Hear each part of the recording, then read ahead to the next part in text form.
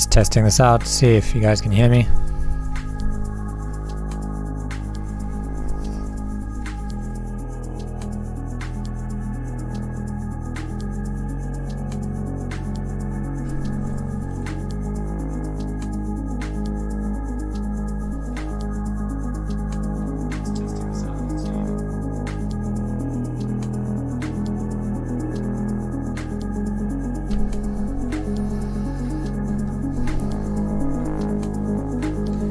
Good stuff.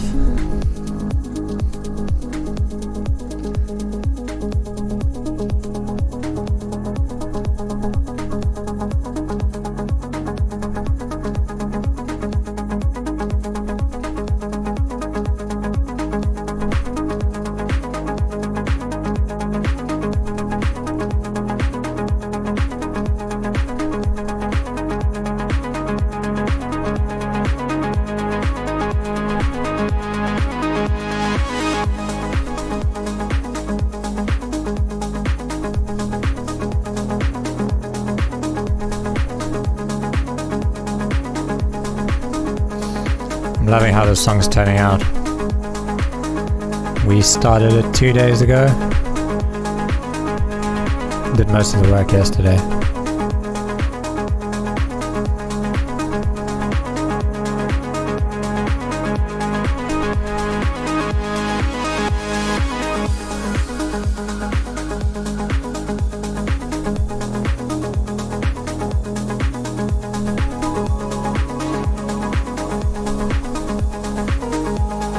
Still not sure about this piano.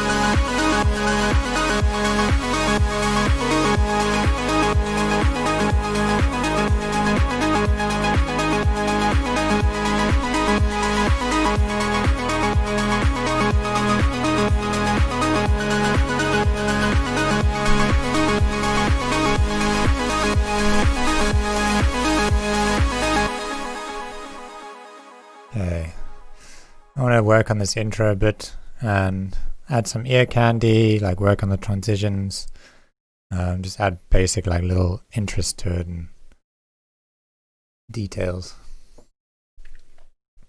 First thing I'm going to do is move this whole thing over because it's irritating me that it starts, you know, a whole bar in. I'd rather have it start here. It's just a bit easier to work with. Just insert some time there and move this over. That's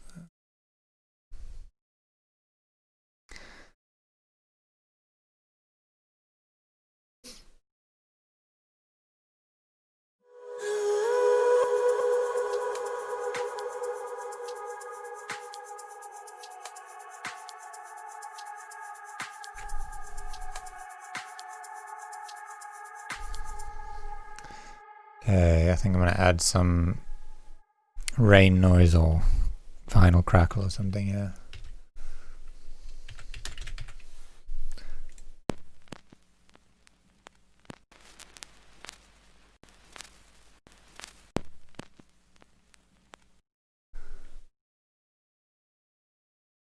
And what I like to do with this is at least try and get all these little pops and crackles to land sort of rhythmically in time with the track. Just take off a warp mode, switch it on again, and now I'm selecting it all and adding some warp markers to it. And let me just tell people that I'm live.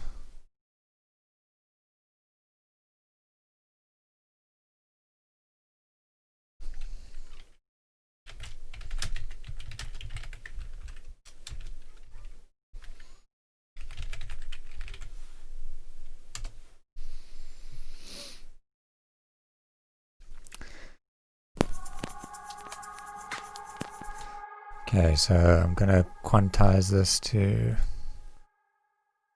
maybe fit like 16th notes. So quantize, Control U. Now all these little cracks and popples will land in time.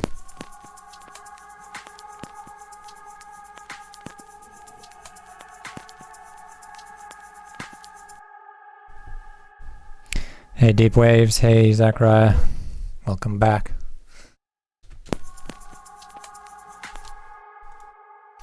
And then, now that we've got that, I'm just going to add the same groove to it.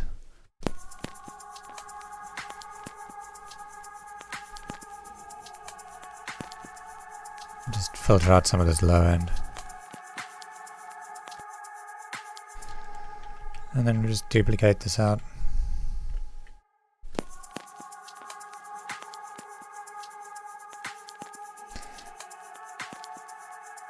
And some of these cracks and pops are just a bit too dynamic, so I'm just going to compress this.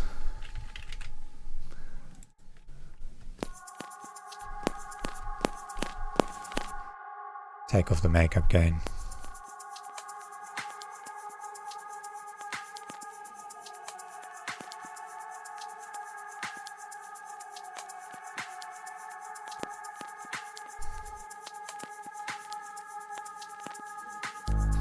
Yeah, this is the same track I was working on yesterday.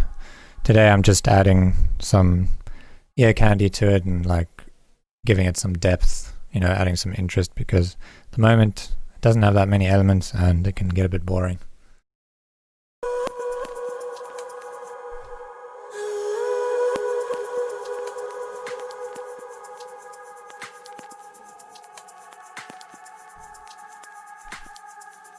Yeah, so now we have some vinyl crackle that is almost working like a percussion loop because it's in time with the track.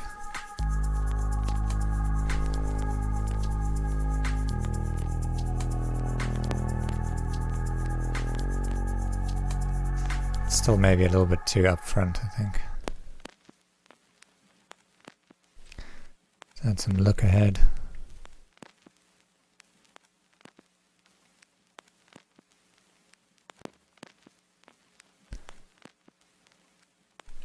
Maybe a tiny bit of reverb just to push it back in the mix.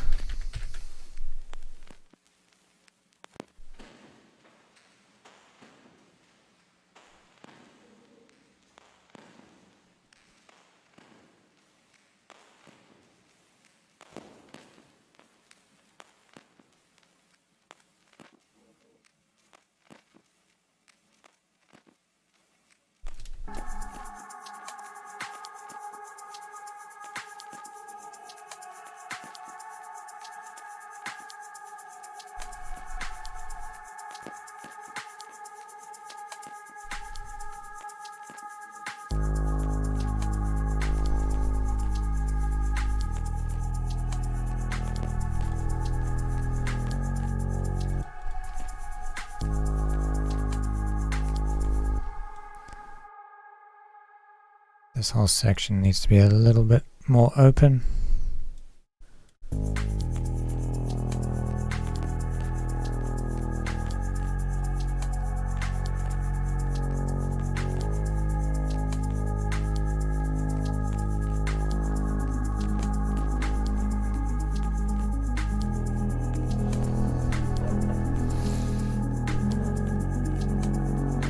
Remnick. Hey Connor.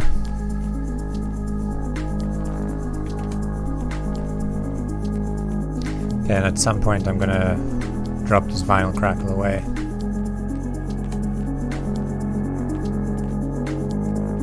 I think I'll do that when the other drums come in, and then maybe bring it back in the breakdown.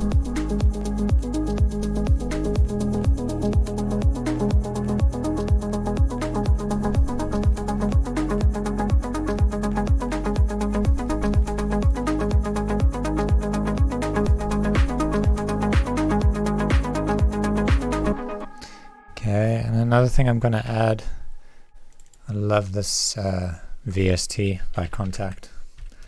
I mean, Contact. Can I get a Hoya?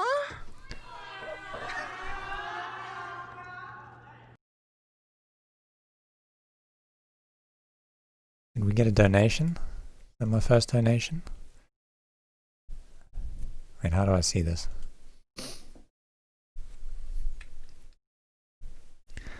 Ooh, thank you for the donation. Bro Music, that's my first donation ever.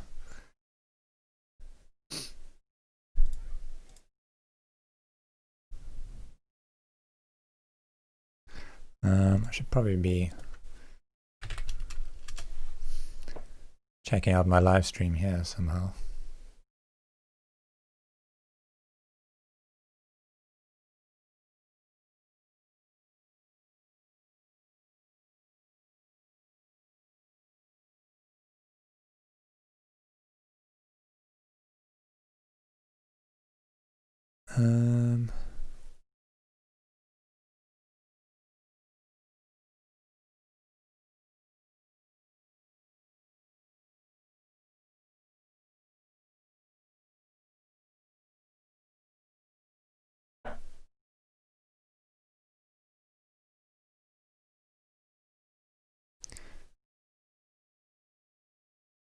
Sorry, I have no idea how to check. Oh, there we go.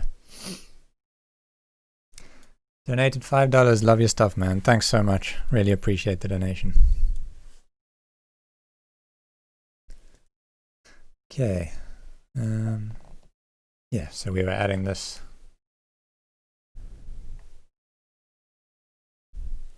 The Discord link should be in the description. The video.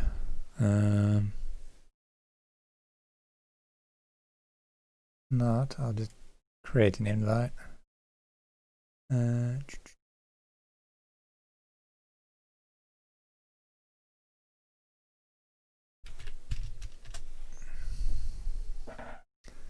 we go.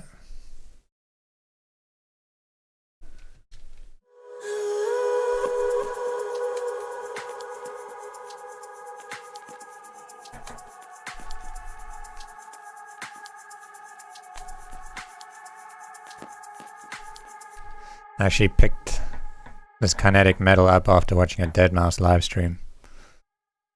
I think the one he uses is this one. You might recognize it if you listen to his music. No, it's not that one. Dry Ice Chimes. Yeah, I don't know if you recognize that, but that's Imaginary Friends, his song. At the beginning, you hear that. So now no one can ever use that again because it's so recognizable.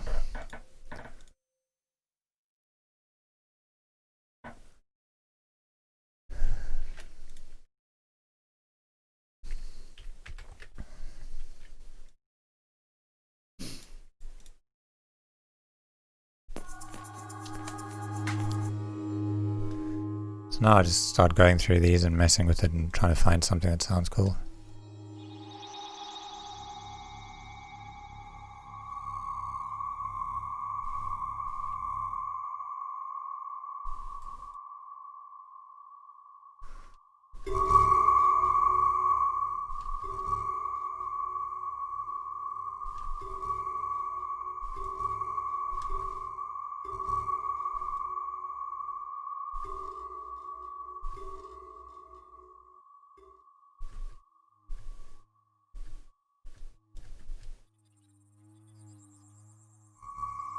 Okay.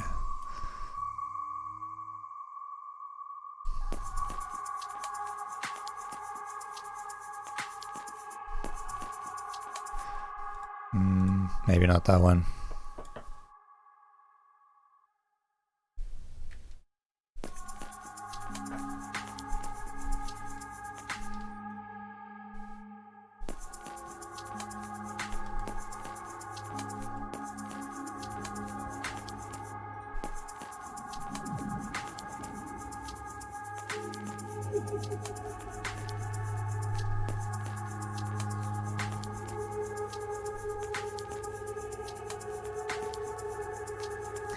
That one sounds pretty cool.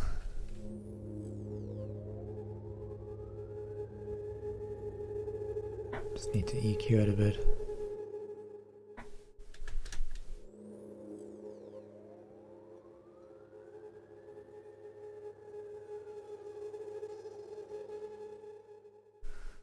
Some very high frequencies in there.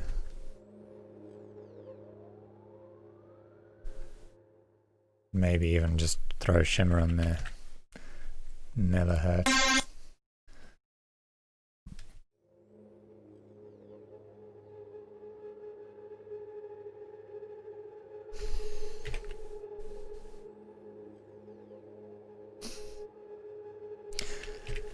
Let's just extend this note out. See what happens if we make it like multiple octaves.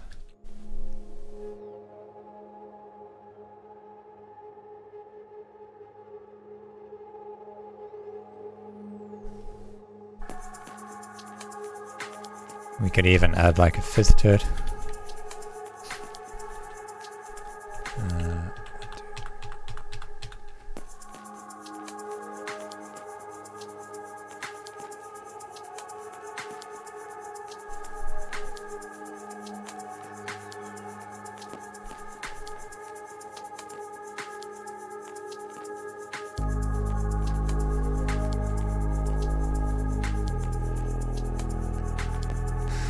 Can I show some mastering skills? Yeah, we'll master this track closer to the end, I think. At the moment there's actually nothing on the master.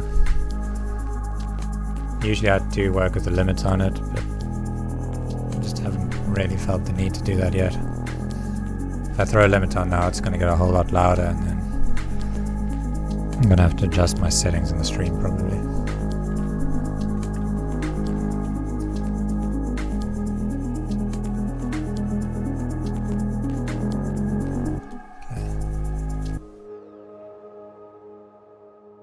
I'm just going to freeze this.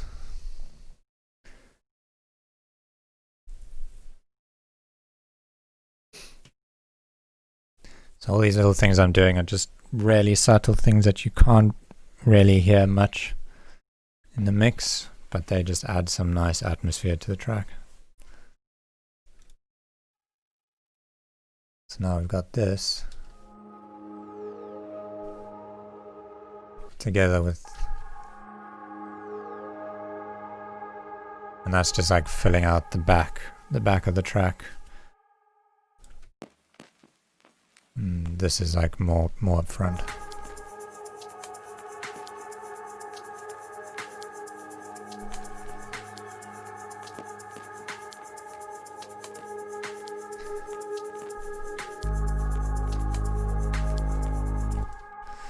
Okay, then over here I might add some like atmospheric drum fill or something. Where's my sample packs?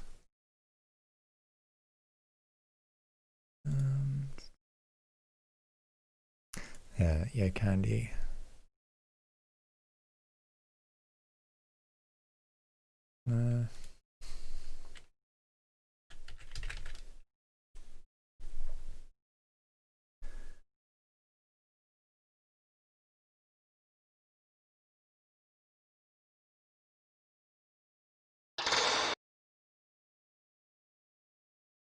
Yeah, I really need to sort out my sample packs.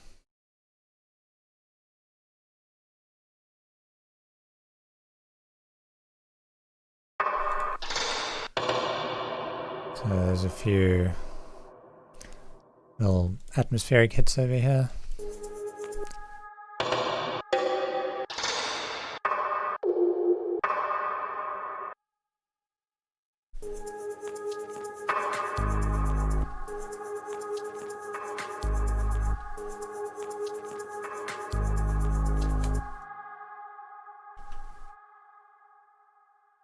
Can have this like sort of flam kind of.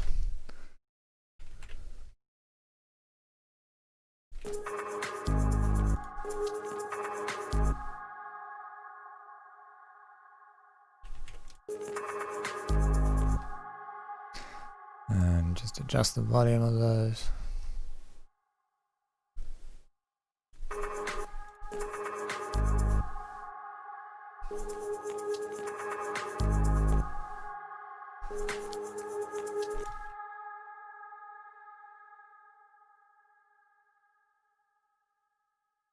Shaker. Just want to make sure everything's in time here. I think we have to shift this slightly off the grid, give it a bit of swing.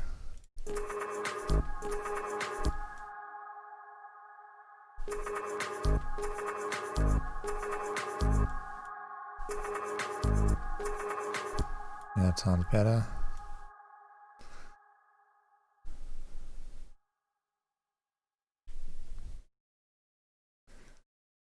Okay, let's hear how that sounds.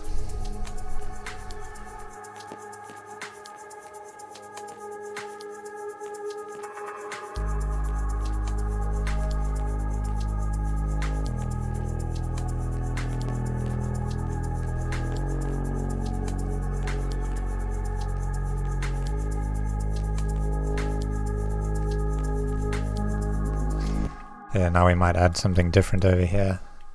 See if we can find some like orchestral.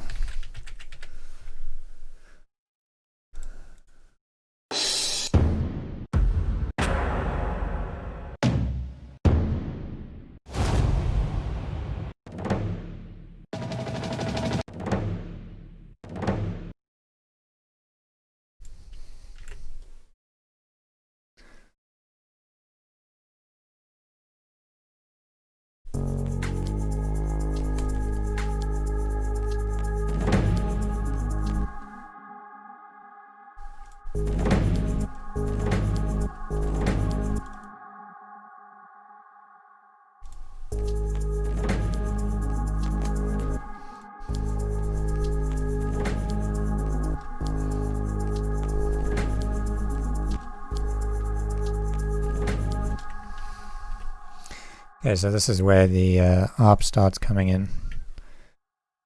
I wonder if we can make it a bit more obvious that it arrives over here.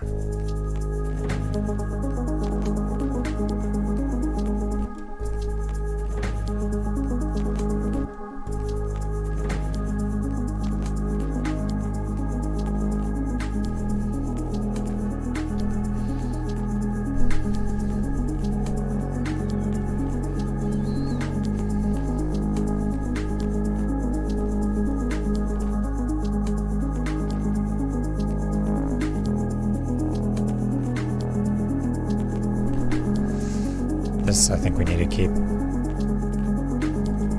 going.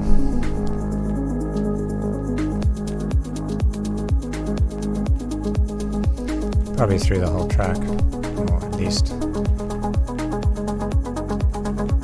Well, let's just keep it through the whole track for now and see.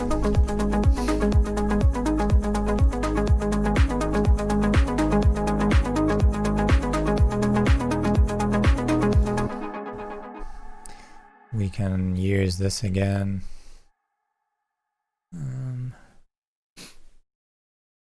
Here.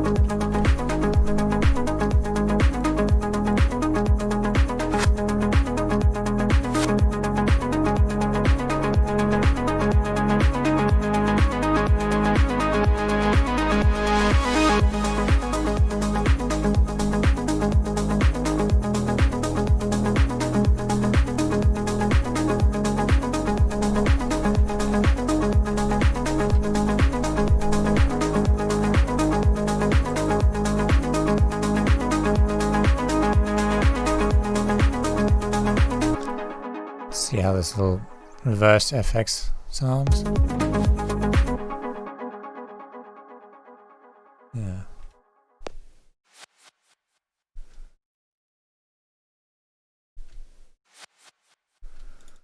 Maybe not with that.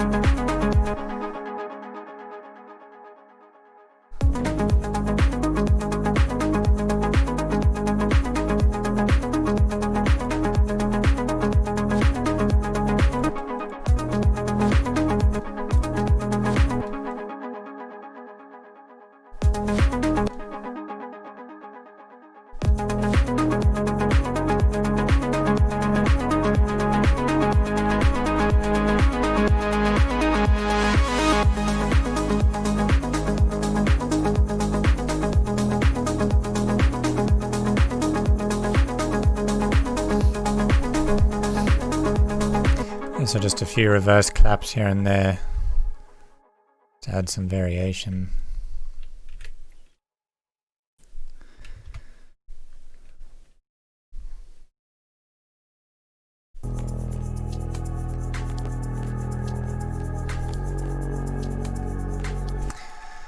And now I want to just add like some random pluck sounds way in the background. One way of doing this, I like to just grab like a Korg M1. Do I have this lounge lizard? No.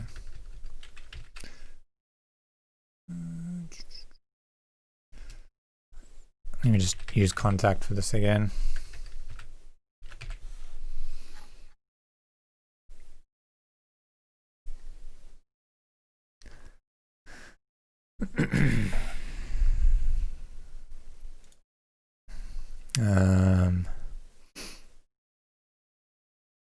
Just grab the M1.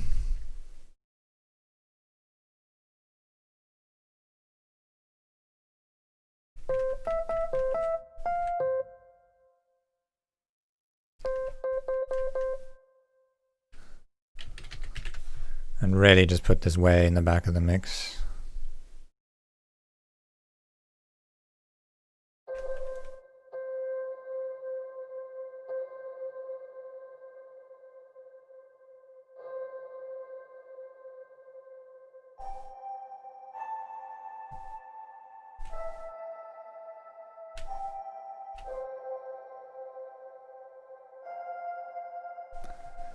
So that's really pretty.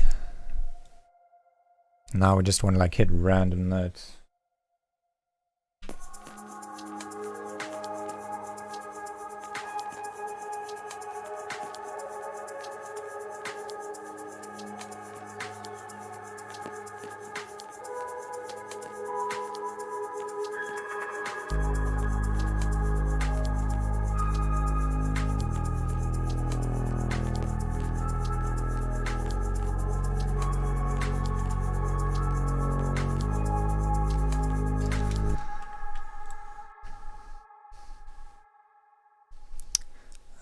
Let's see.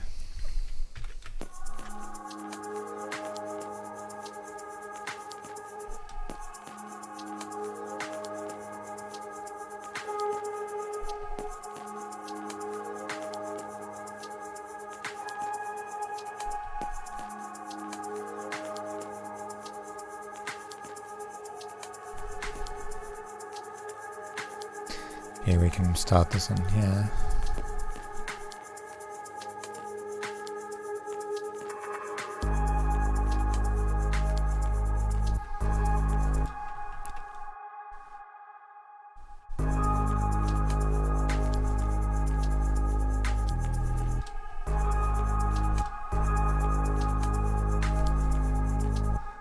Have it even quieter.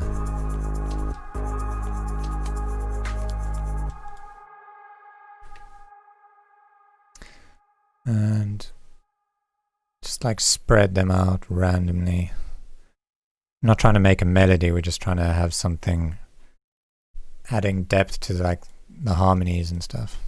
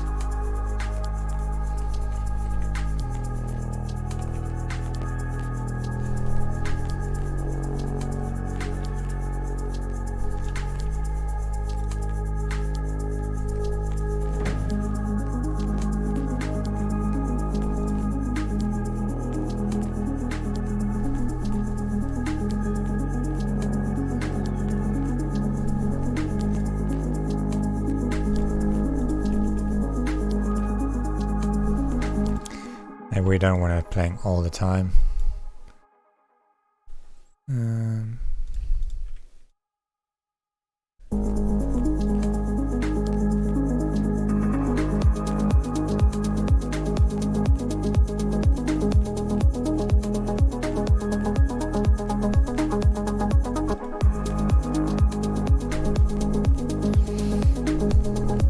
Hey, Vinian, or is it Vincent?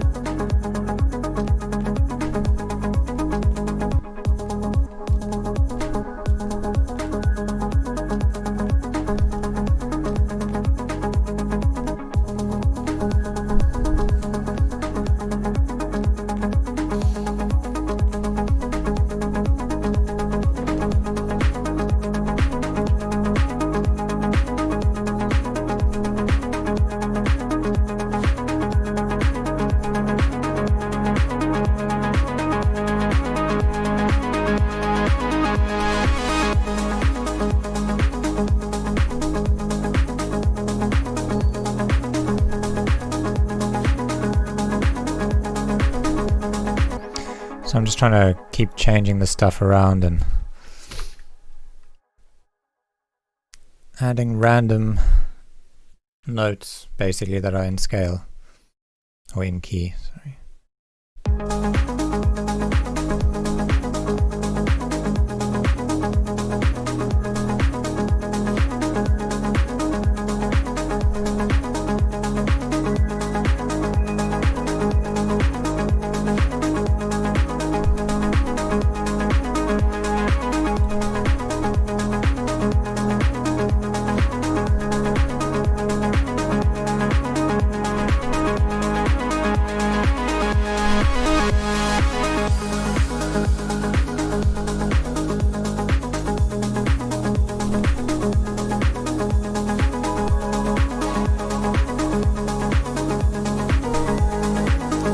Delete that.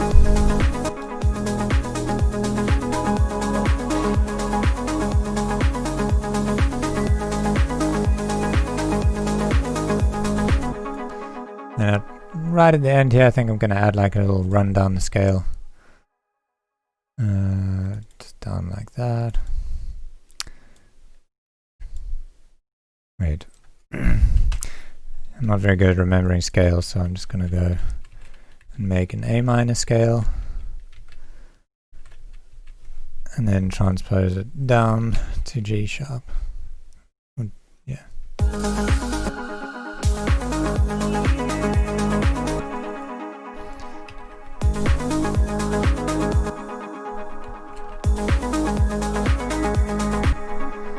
No, I don't know if that's nice. Might just try and remove every few notes. Yeah, that's quite nice.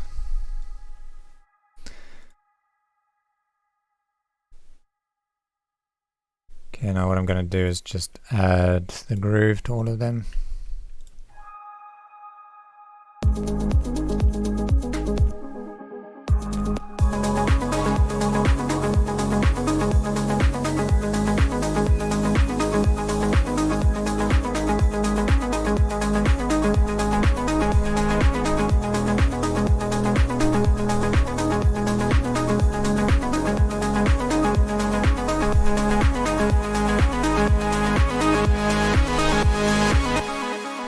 Okay, then at the end I think we need some sort of a drum fill. Maybe we can have a combination of these two, let's see.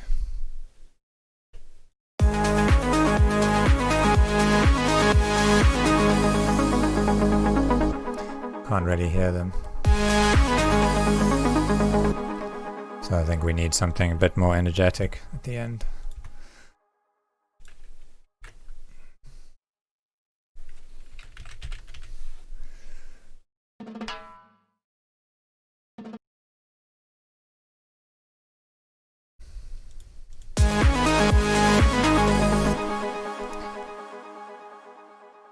That does here.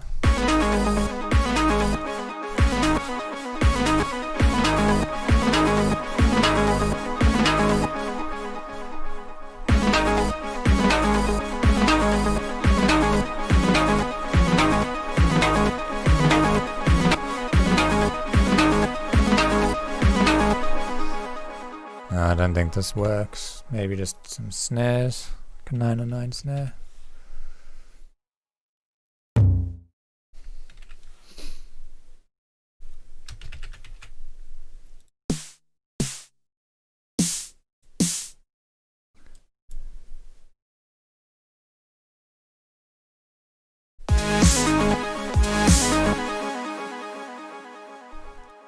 That's 16th notes.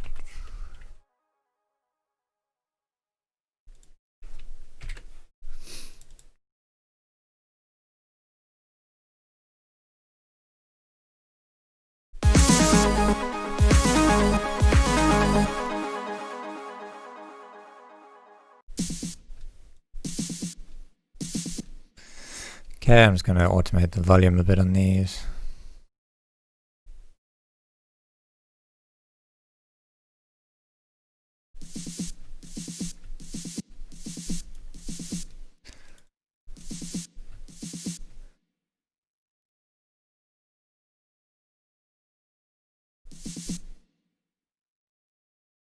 I think to bring them a bit more in the front of the mix, we're going to use a Transient Shaper. Favorite one is, well, I actually like both of them, but they both work for different things. So I've got the kilohertz one, which is nice because it's a bit more visual. So you can adjust the speed and you can see what's happening.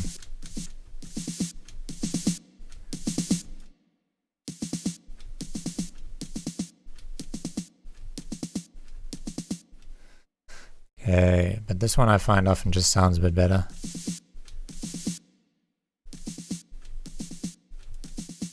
Sometimes, not always. I think in this case, that's more of what I'm looking for.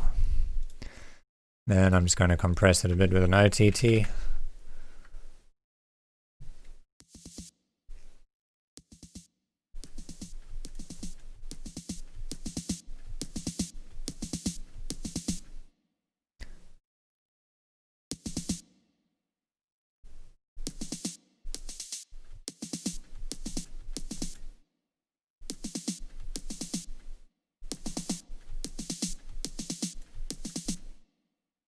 And let's add a saturator.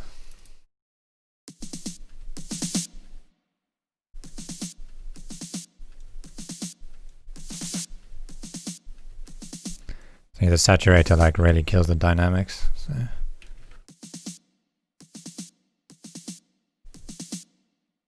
Okay, let's hear it in the mix.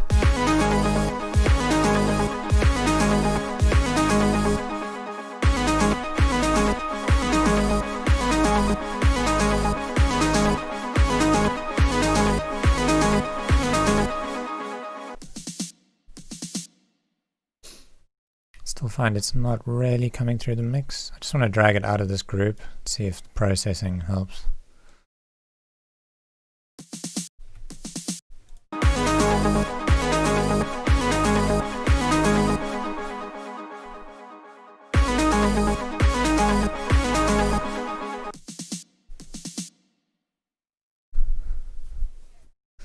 Let me just try layering it with another snare. Let's see.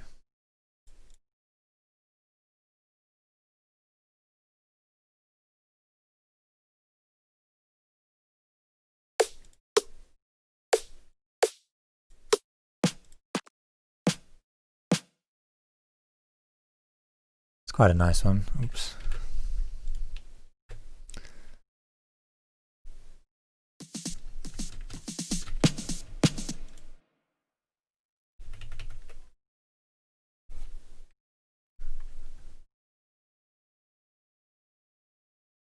Add the swing to it.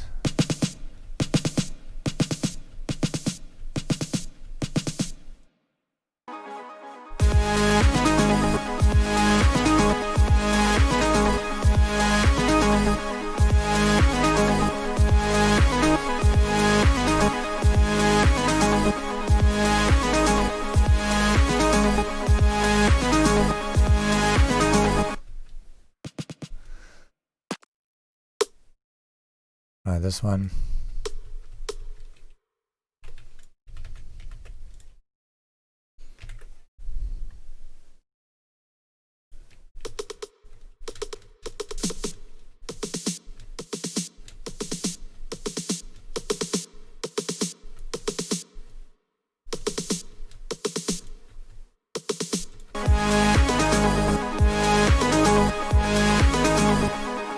Just want to see what note this is hitting. That is...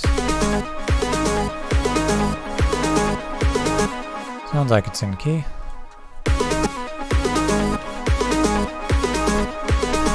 Yeah. It's lucky. And then remove that low end.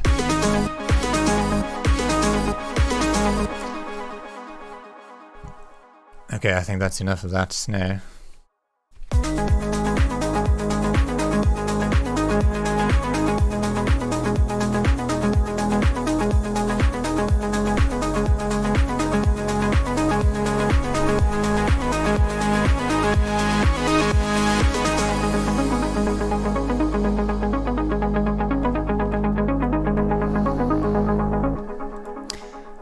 I want one more hit to go in here. Let's find some percussion.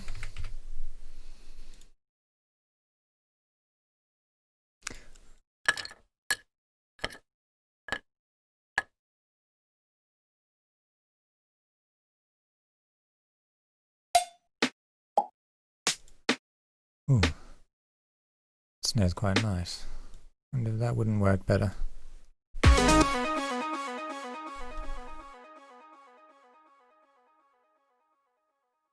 It's even named last bar snare, so it must be the right one.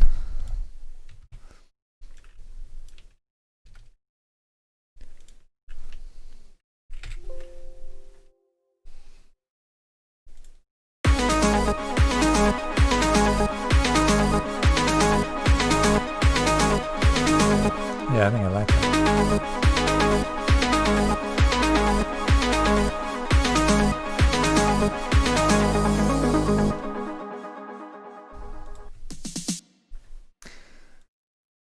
Okay, then I feel like we need some like impact over here. Impact.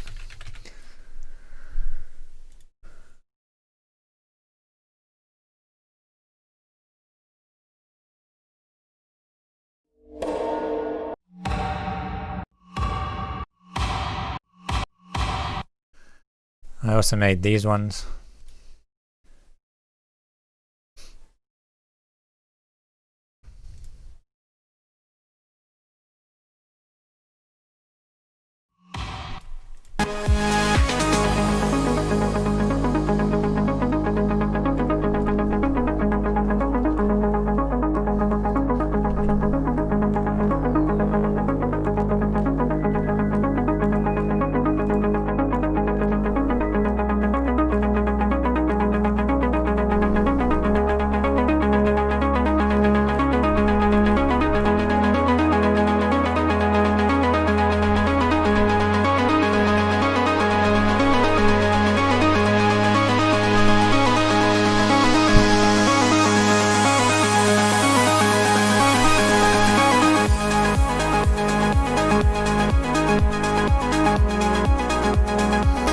Hey John Evil, what's up? How's it going?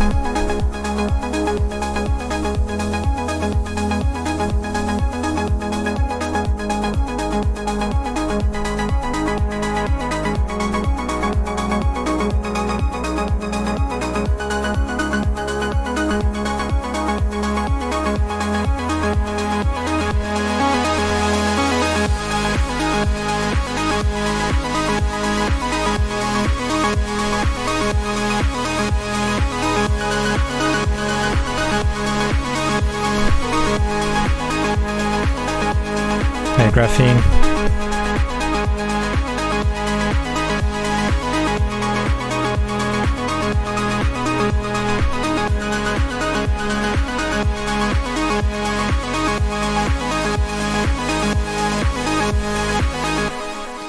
Yeah, I think we need to actually add an outro for this.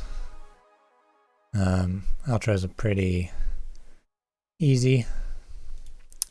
Usually I just try and make something that a DJ can actually mix out of.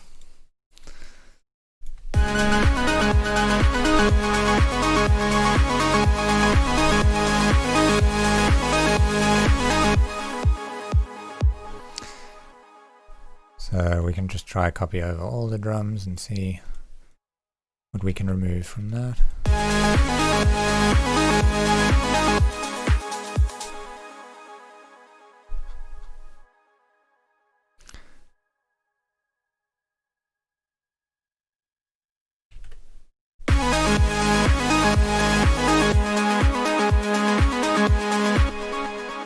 Yeah, so what we can do here is just start fading this out. And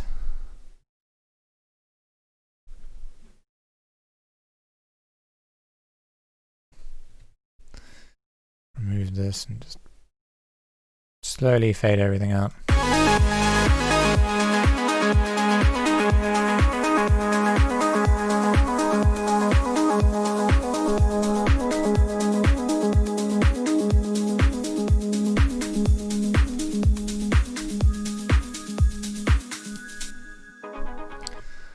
Can have this for another 16 bars or whatever that is.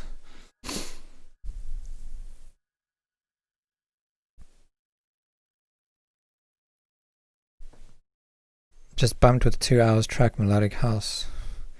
Are you saying you just watched that whole video? Because if you did, then thank you very much.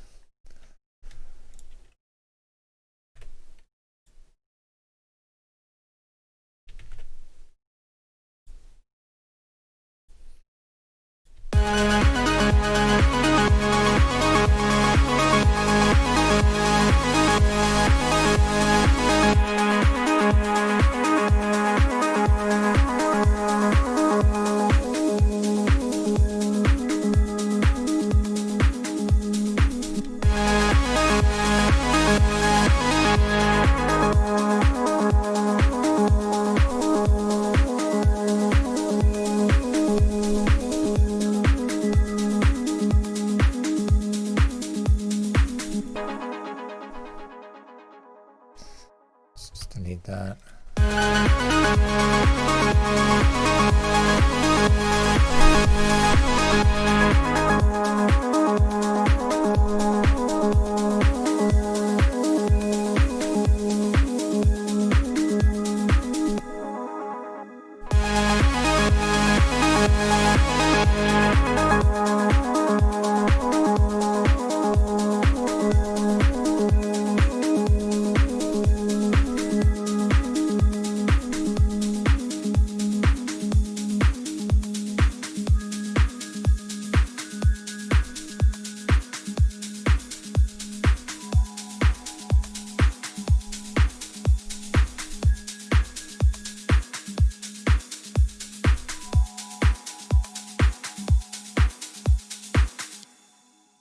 Yeah, that's pretty standard for what I'd do for an outro. Just something for the DJ to mix out to. And we have something to mix into over here.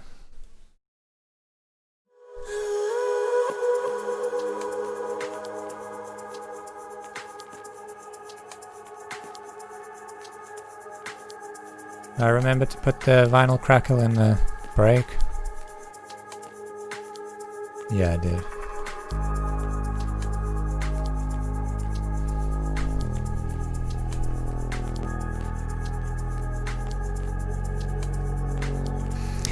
I think what I'll do now is do a bit of mastering for this.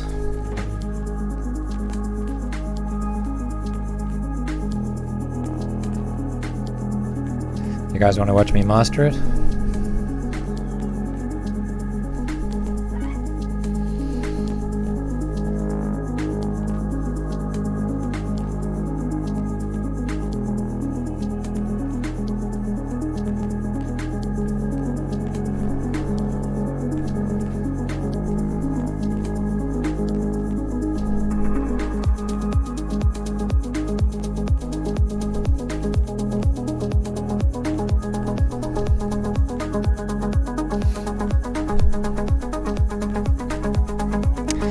Definitely yes please. Okay, cool. We'll master it then.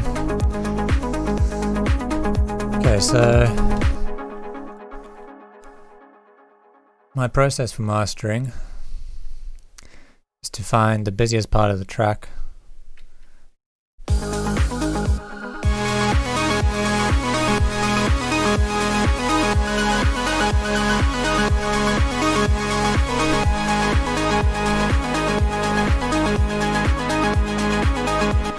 probably this section. Now bear in mind, this is not like my normal process is to first, mix this song down properly. I need to still check a lot of stuff on it, but that's hours and hours of work. So I'll do just a very quick check to see if there's stuff that's like overlapping frequency wise. So this is my bus with all my synth. Is it all my synths? Synths. I know there's other stuff in here, but for the most part this is my synths. This is a lead.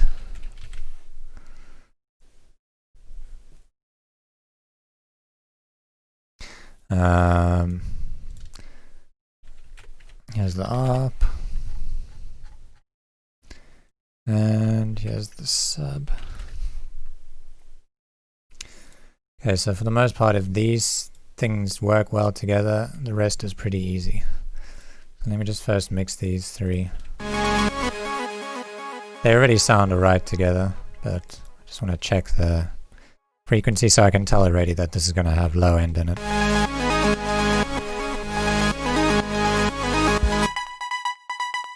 And I was wrong about that because it doesn't have any low end.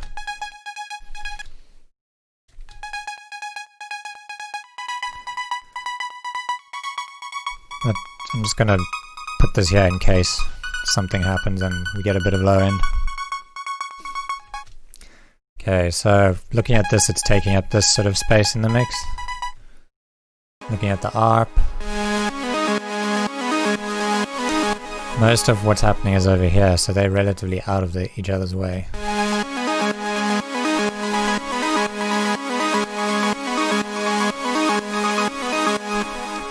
But they're both sitting dead down the center of the mix. So we've got to choose one to spread it wide.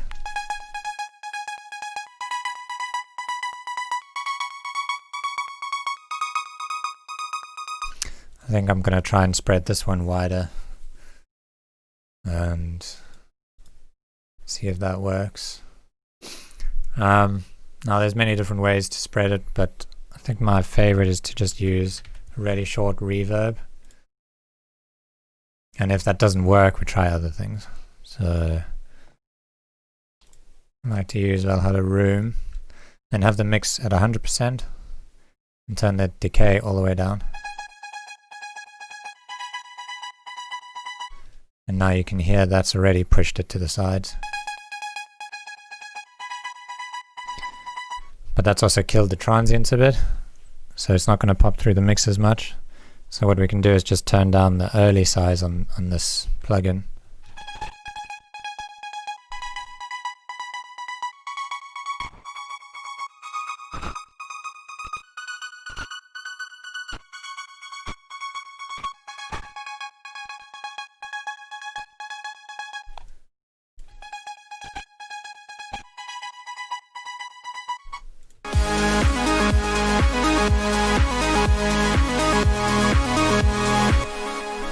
Just hear how they sound with it off and on.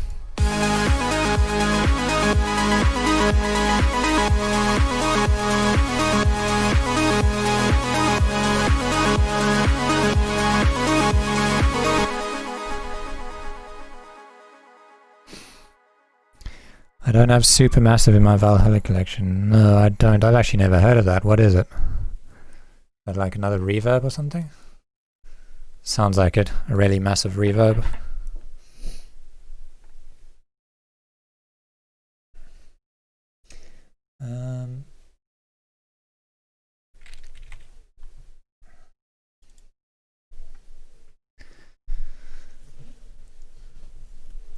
Okay, I also want to do a bit of mid-side on this lead.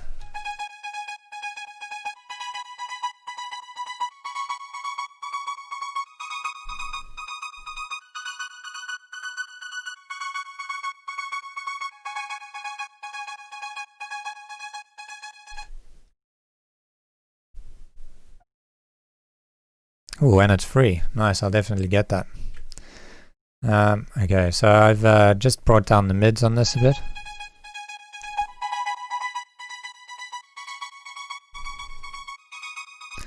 And now I'm gonna just boost the sides a bit.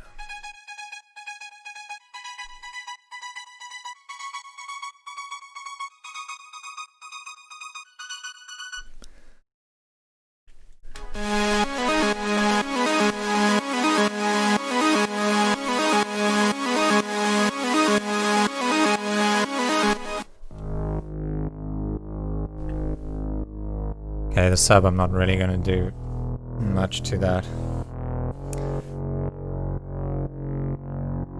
The only thing I will say is we can maybe mix the sub and the kick a bit better here. So for this, I'm just gonna use like a multi-band compressor to split it up into 2 different bands. So we're gonna have a low band here, and I'm gonna turn this off because we don't actually want to compress it yet. So all we're listening to is this.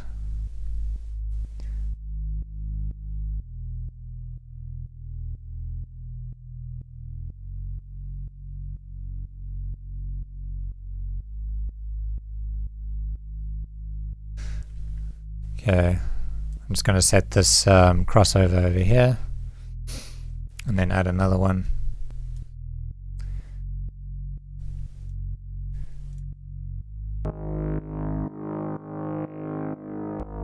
And now what the plan is to just sidechain the sub frequencies to the kick so that the sub is ducking out the way of the kick. So I'm going to group this and then duplicate the chain, so just Control D on the chain. Now we're going to make the bottom one the sub and the top one just the top. Okay, and then for the sub, we solo the sub here on this one, and for the top, we solo the rest of it. So now we've got 2 different bands.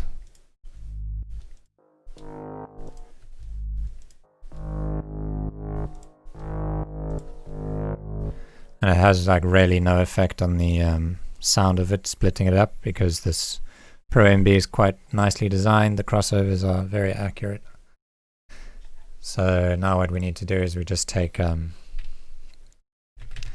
an LFO tool, or even more detailed, what I'll do is instead of using like a compressor or LFO tool or something, I'm going to use a utility. Just drop that on the sub.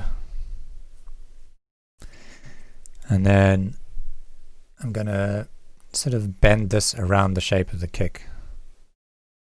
So our kick is in MIDI, so I'm just going to flatten this so that we can actually see the kick.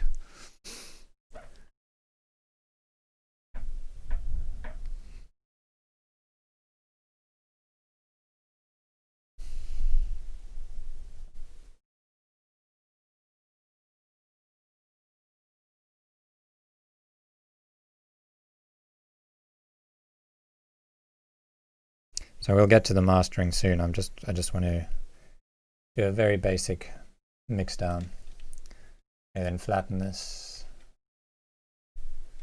Okay, now we can see our kick. We can see exactly how long the kick is and the shape of it. And then what I'm going to do is on the sub, I'm going to automate this gain to bend exactly around the kick. So the kick ends about there. We can add a point here and then just duck it out the way. I don't want to go all the way to minus infinity because I think that's a bit jarring to the ear. So maybe just like 20 dB or something, or less, I don't know, 18, 23. And then bend this around the shape of the kick. Okay, let's just solo the sub.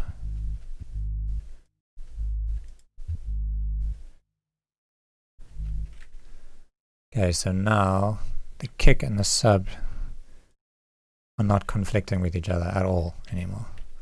We just duplicate this, just this lane over and over again.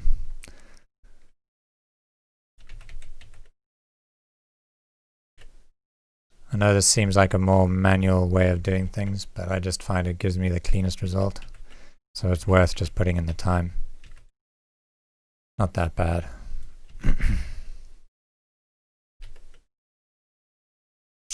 And you got to make sure that you don't put it in where there's no kick playing.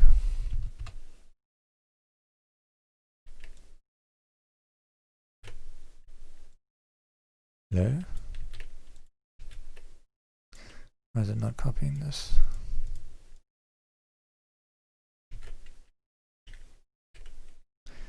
Copy. Q. And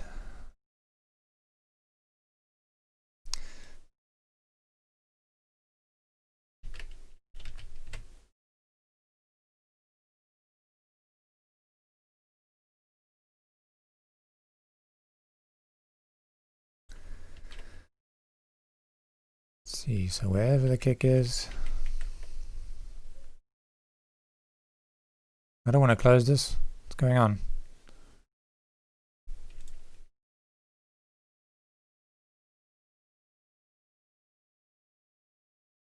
I'm gonna close. Save changes, yes. I think it does this sometimes when you save.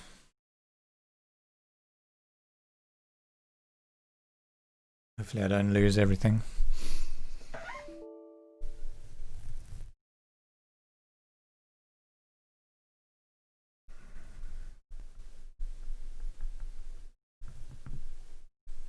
No! That's it, boys. It's over.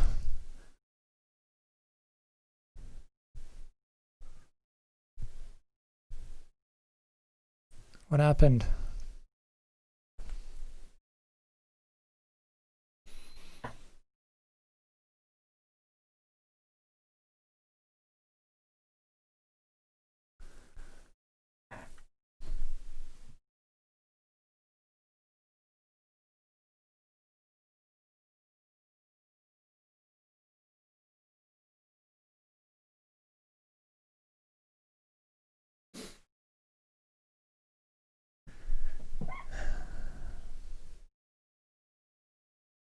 Come on.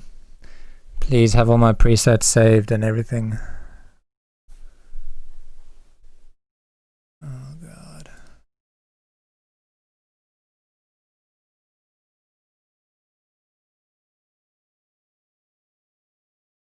Happening.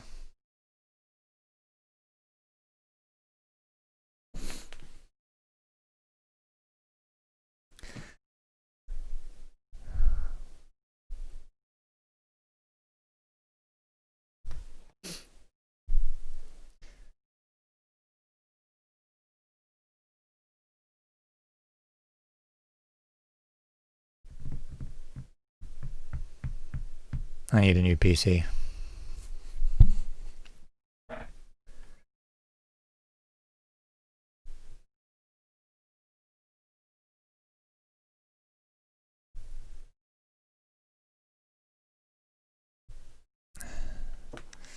Okay.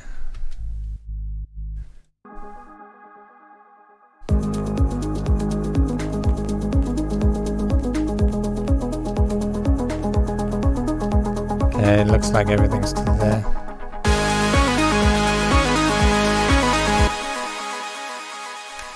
Although, is my sidechain working? No, it's not.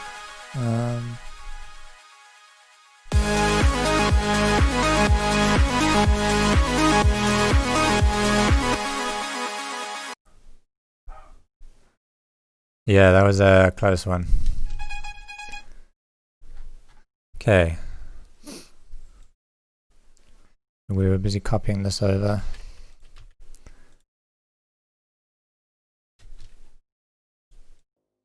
Oh no, we don't need it here. Kick only comes in over there, so we can delete this.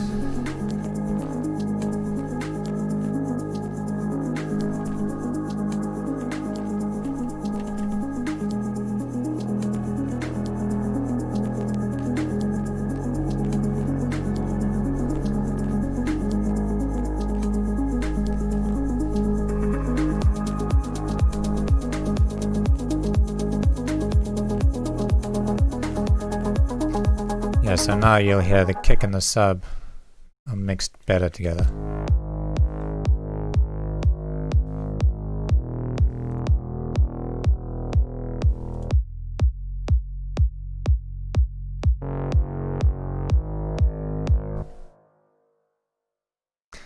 Okay, so now what I'll do is just check out the levels on the master.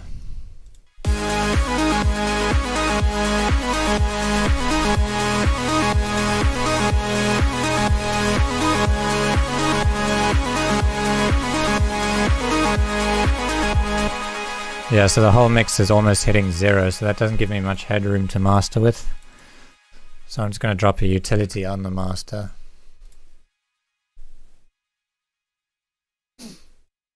Come on, don't crash.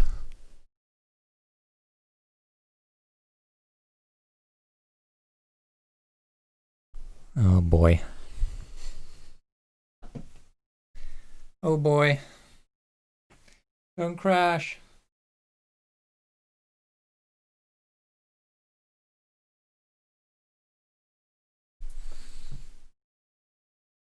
Jesus. Okay, so we add a utility to the master, and we're just going to bring the gain down a bit. See, so now we have some headroom to play with.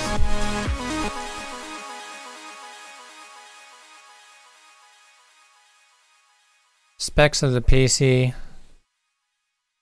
I think I've got like 16 gigs of RAM on it or something. Yeah.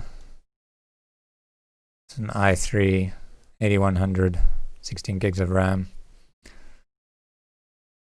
So it should be fine, but still have some issues sometimes.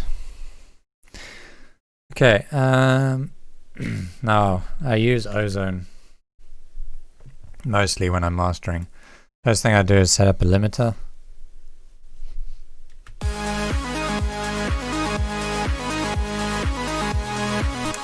Turn on true peak limiting so that we don't have any like samples peeking through. And I like to just give it a ceiling of like minus 0.3 dB. And I set it to this one, IRC4. I just think it sounds the cleanest. And then just start bringing the threshold down until we see the limiter reacting to the sound.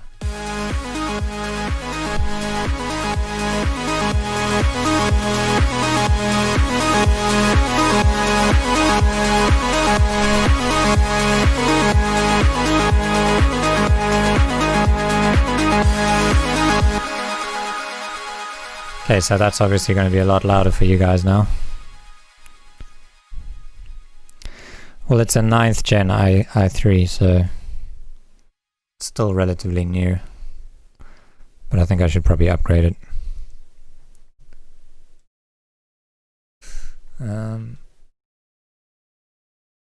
Okay, so next thing I'm going to do is put a multi-band compressor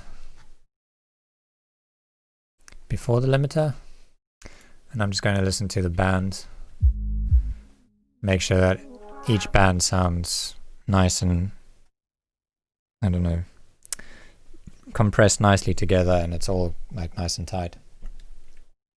So we're going to set up the sub band, and I'm just going to change the slope here, just a bit more of a steeper slope.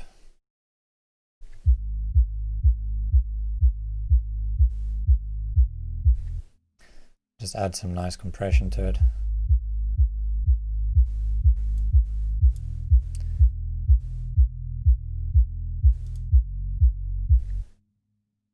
Extend the attack so we have a bit more punch.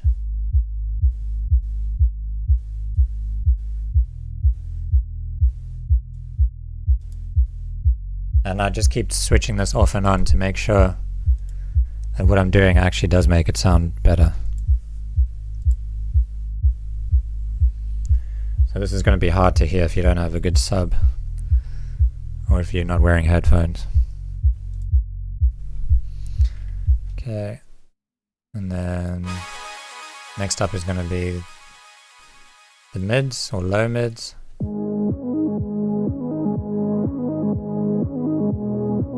Okay, this area almost always creates mud if there's any peaking, so you want to just look out for peaks and make sure that they get squashed a bit. Like I think these three could be compressed a little bit. Let's just have a bit more of a slope to this. Okay, then let's just bring down the threshold.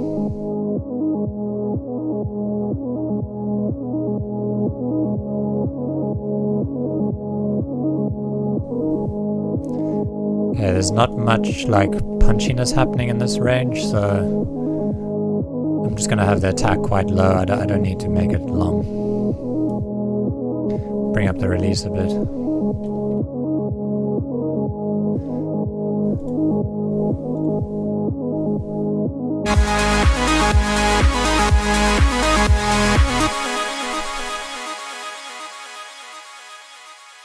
Okay, then we set up this band.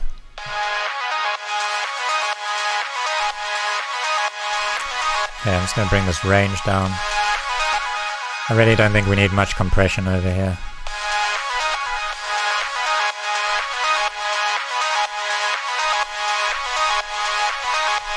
Just some very light compression. And then we'll do the highs.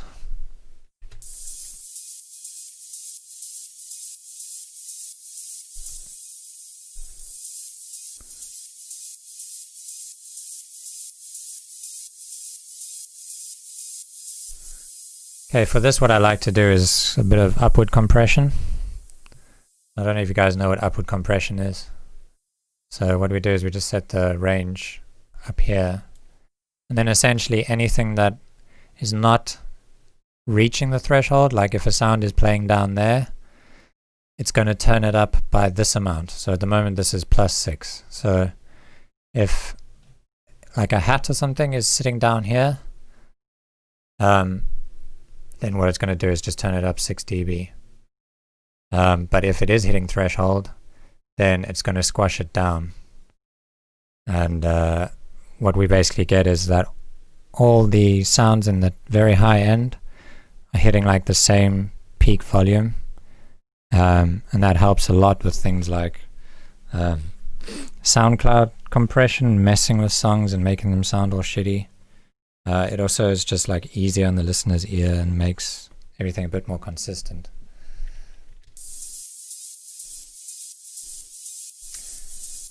And then what I like to do is just increase the attack on this.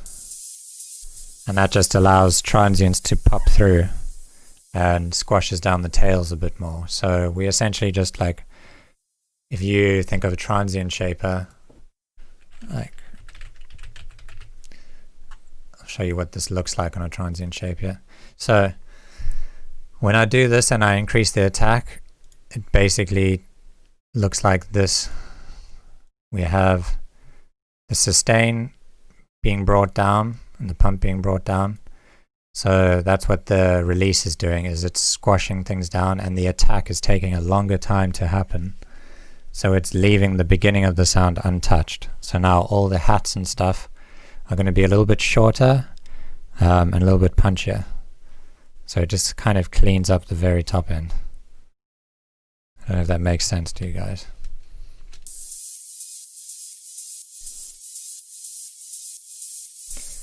this section is like very noisy, so it might not like show really well in the section, but if I play it maybe down here,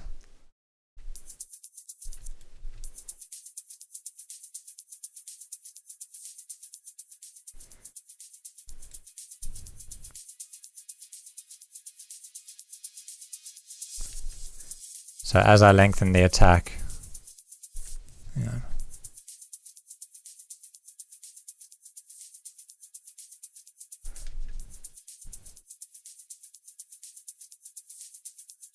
you can hear how the transients start to pop through. And anything that's not hitting that threshold is being turned up.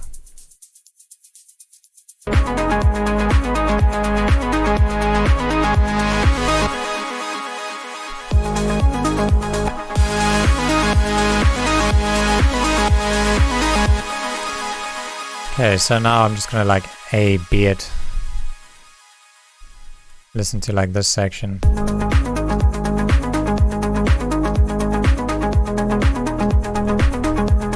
So we can hear the Pro MB sort of just like brightened it a bit and like glued everything together a bit better.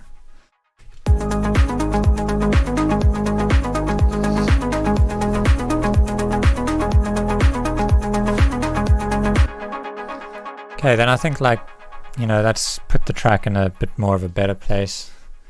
Another thing we can do is just add some like harmonic excitement, saturation and stuff.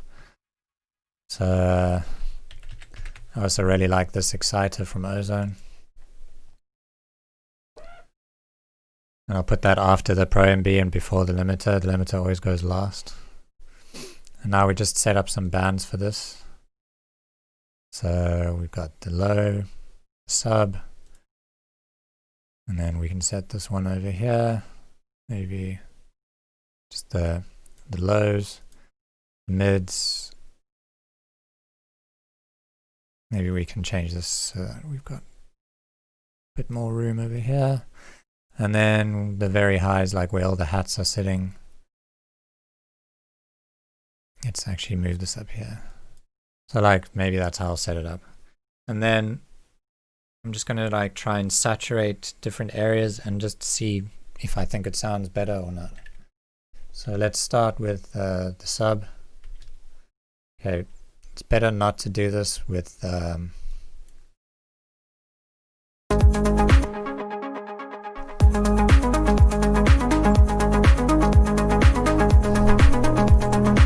it's better not to do this with your band soloed, so I wouldn't like solo the sub and then play it and then adjust stuff, because you want to know how it's changing the overall mix. So just loop this and then I'm going to adjust stuff and hear how it sounds.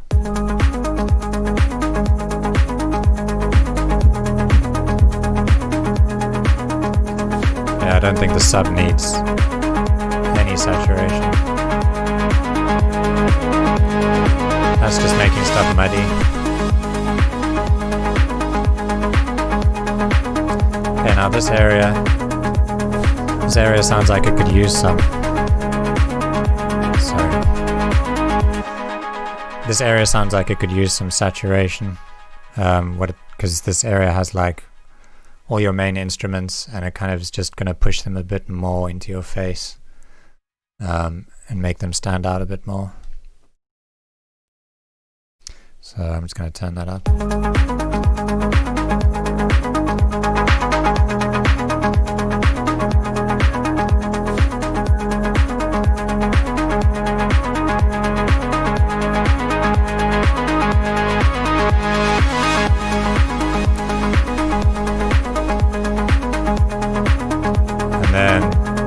Very top end, I like to use tape saturation.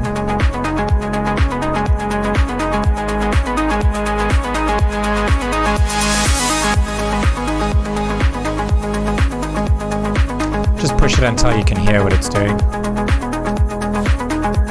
And back off a touch.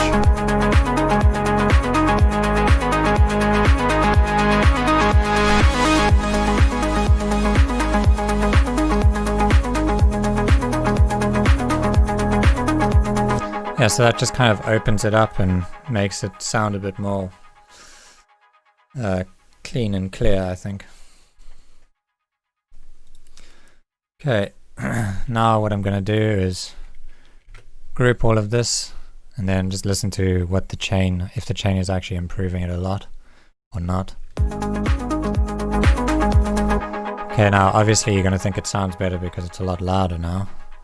So what I'm going to do is just put a utility, let's copy this utility and make sure that they are playing at the same volume.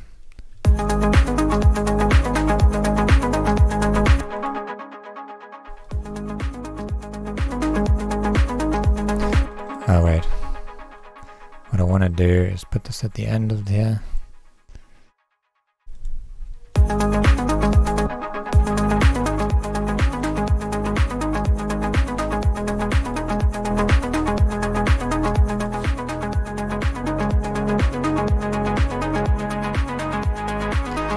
Yeah, so they're more or less the same volume now.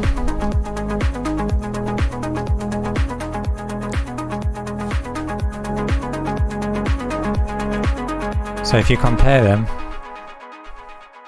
with the mastering chain on, you can hear it's quite a lot less muddy. And we can see this if we use like something like spam. You just watch the frequency spectrum. Look at this area over here. When I turn this off, we've got like a lot more mud that's peeking through over here. Turn it on and it gets squashed down a bit. You know, the high end comes up a bit more, everything's just a little bit more level.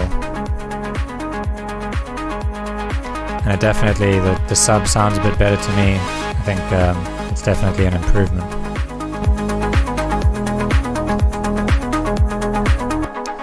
And then I'd just like to check the metering, so let's look at the LUFS. We have like a medium length.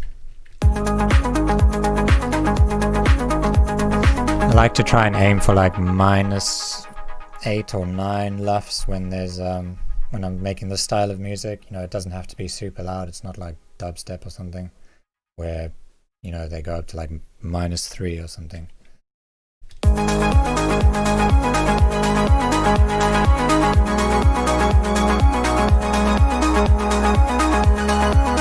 So we can probably push this a bit.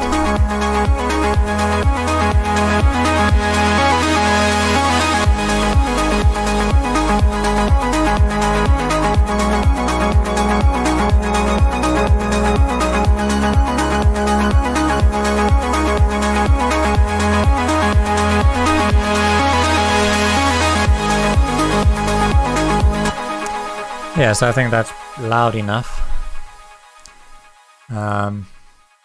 Another thing I like to look at is the correlation meter and just make sure that everything is in phase.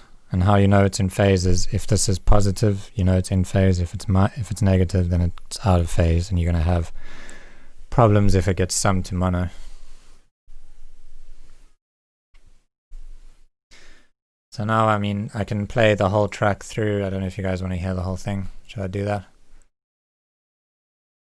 Now I'm going to go and like get a drink of water, and then I'll come back and we can do some track feedback if you guys want.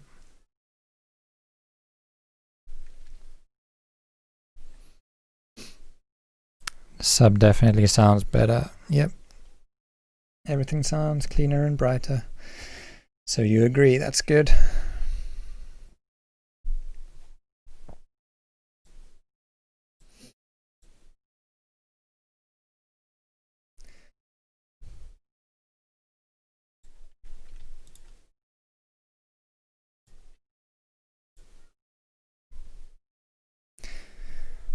Okay, I'm gonna play everything and then I'll be back before this track's over, and then we can listen to some of your guys' tunes. Can do some feedback. Cool.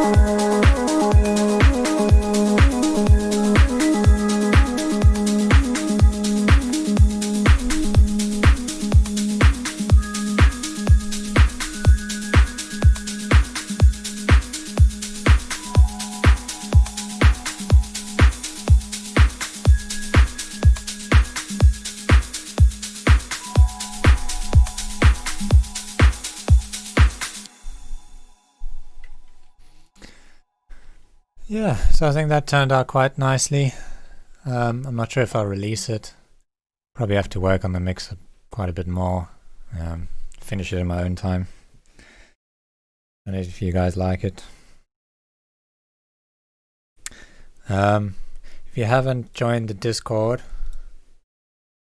you need to if you want to get some feedback. We have got 4 tracks. 1, 2, 3, 4. Is he Nade? Oh, Connor, are you here?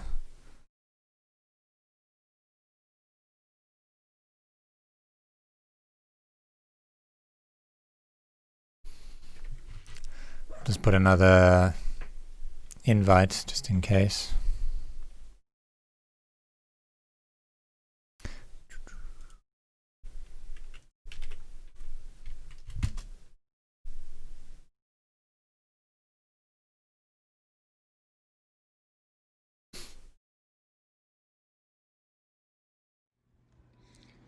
Can I get a hole, yeah?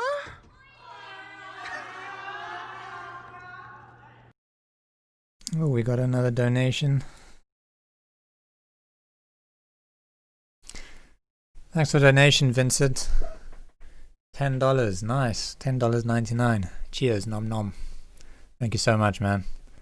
We almost at the daily goal. Well, that's a surprise.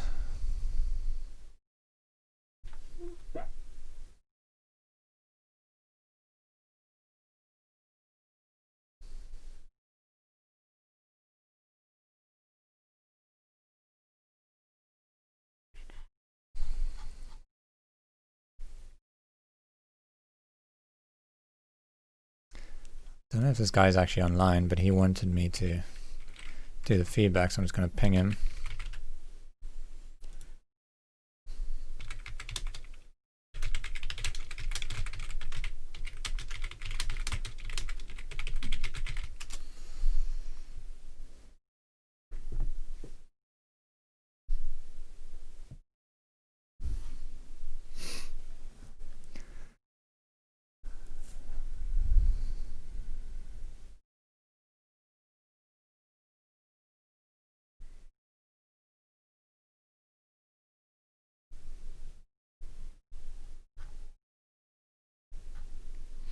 Okay, I don't think he's on, so I'm just going to start with somebody else. Is Remnick on?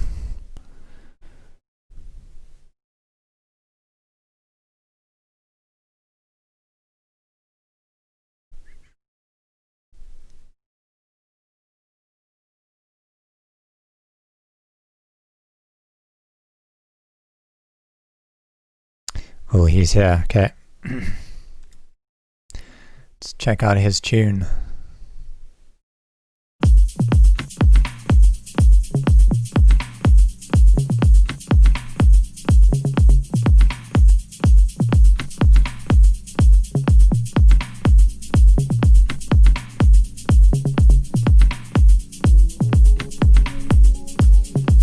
Really loving the groove on this, and the kick sounds really nice.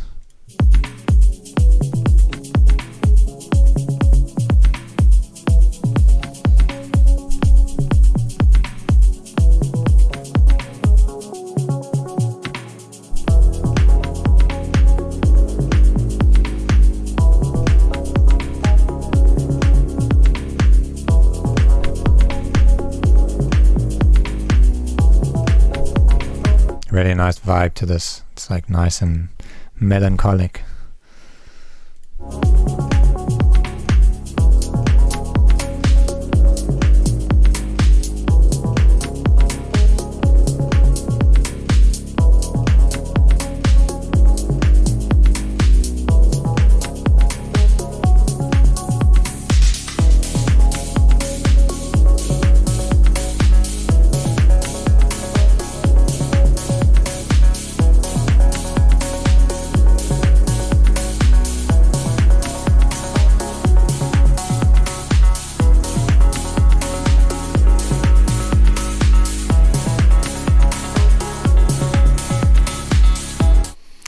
like how you've panned them around. Yeah, the groove's really nice. I'm quite happy with this so far. It's really nice.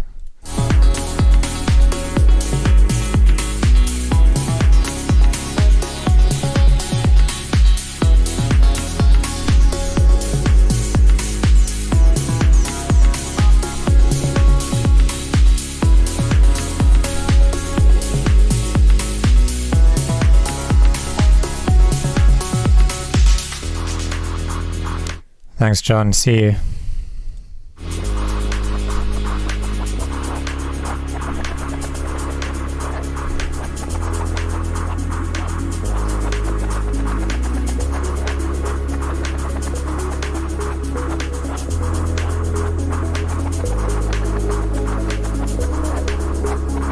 That melody is beautiful, man. Really nice.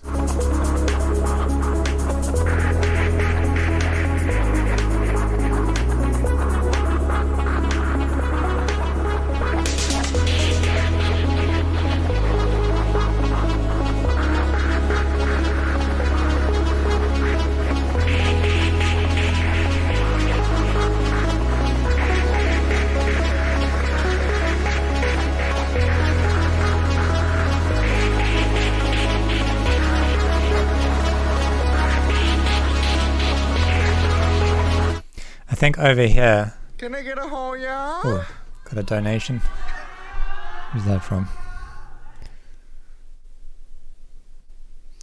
Oh, another one from Promed. Thanks, man. We hit the goal, guys. Thank you so much. I'll do your track next, man. Thank you so much. Yeah, I think with this one, the sides are like more up front than that main arp, so it's kind of drawing attention away from it, whereas what I think you should be doing is kind of like pushing those a bit more back in the mix, and then that main arp, which sounds really nice, bring it up front, start opening that filter and like giving a lot of energy to it, and it should definitely be louder than what's ever happening on the side with those like atmospheric stuff.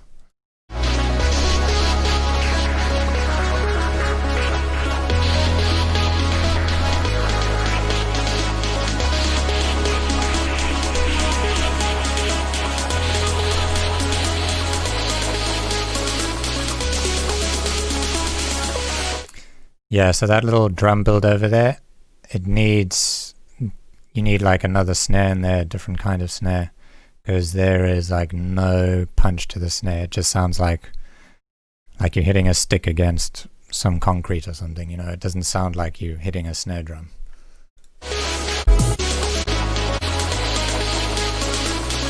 Yeah, I can only hear the top end of those drums. So definitely, you know, just add like a 909 or something that has like some punch down in the, 200 hertz range.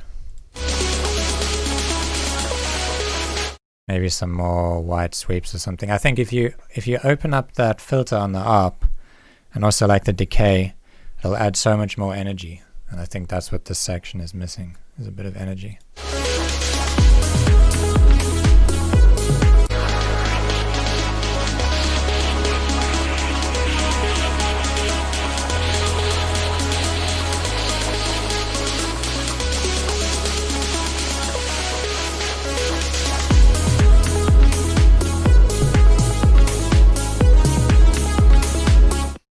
Okay, and then going into this, I don't think you should just go back to that same offbeat hi-hat that you have playing here.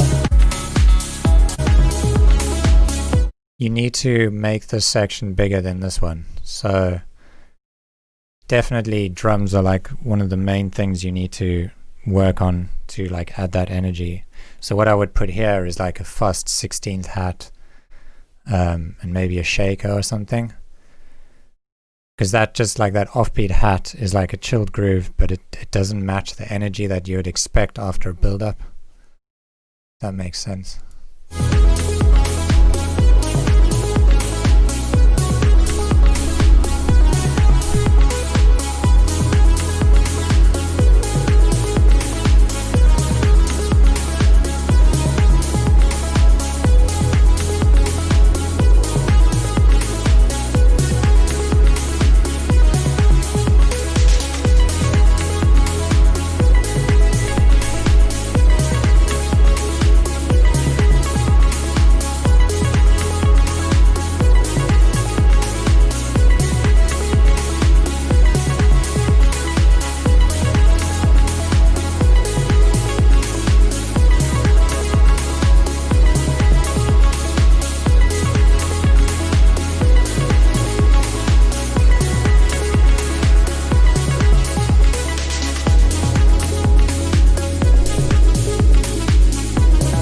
Yeah, that little I don't know what to call that, like a little pling sound.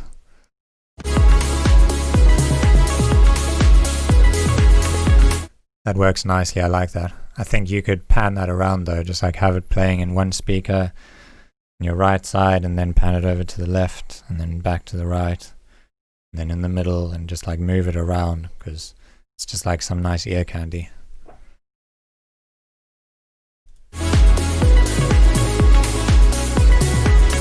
Yeah, a ride, I don't know if I would use a ride there, but definitely something playing 16th notes. So not just the 8th note, you want 16ths, that really like fast pace.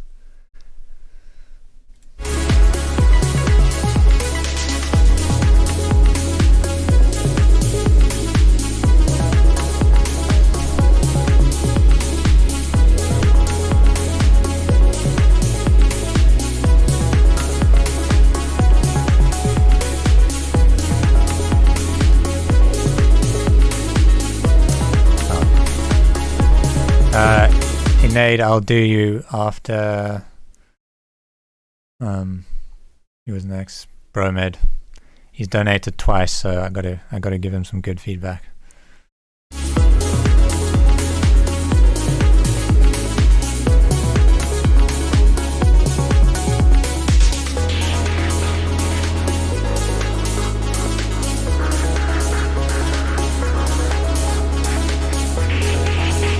Yeah, it comes in after 8 bars. I would have that right from the beginning, definitely. Just my opinion, but I'd say 100% start that, bring that straight in from the beginning. Maybe like have like a shorter 8th note hi-hat. Like you could take the same one and just like, you know, cut off the tail a bit. You just like want short attacky hi-hats that like give it energy.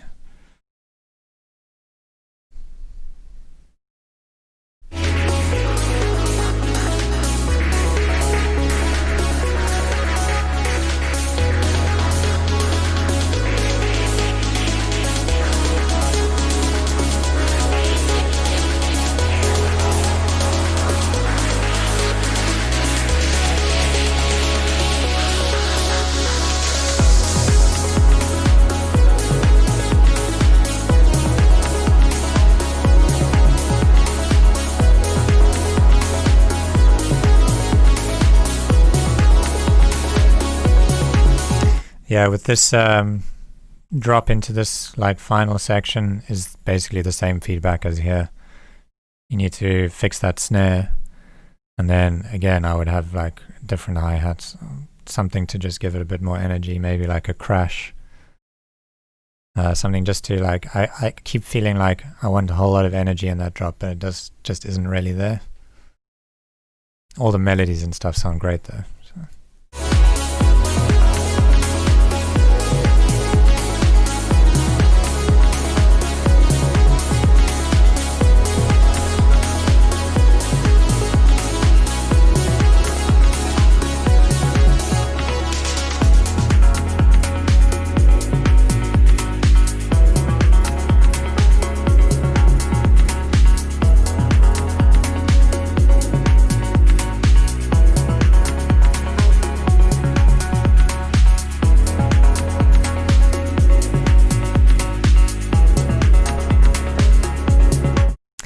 I think the only thing I would say about this kick is I think if you just put like an EQ on the kick and removed like a bit over here, like around 150 to 200, it would just fit a bit nice in the mix. It's a little bit boxy at the moment and like mid-rangey, but that's just my preference. I don't like kicks that are like quite mid-rangey. So yeah, just play with an EQ around here and just see if it fits better, and if it doesn't, then don't do it. And I love the way it's panned around, like the hi-hats over here, they sound nice. Everything else sounds good.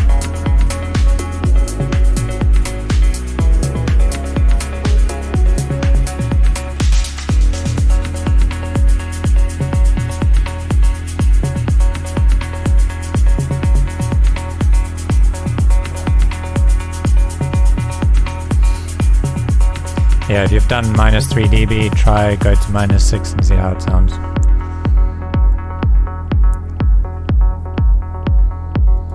But overall, I really like the vibe of this track. The melodies, like the songwritings, everything is nice. It's just a few things that I think you could improve on that would, like, you know, make the track sound 20% better, especially in these drop sections. Good job, man.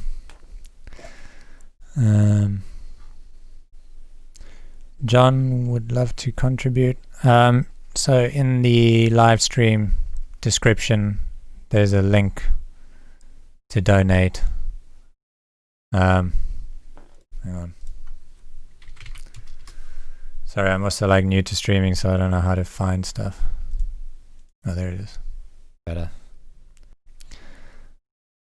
Yeah, you can support the stream.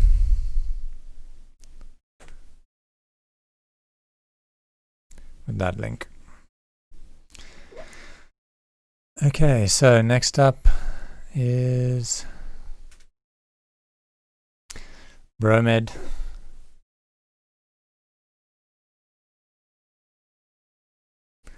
Let's listen to what you have.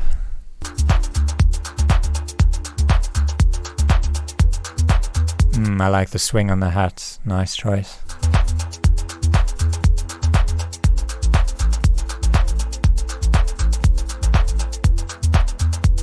Clap is also like nice and interesting.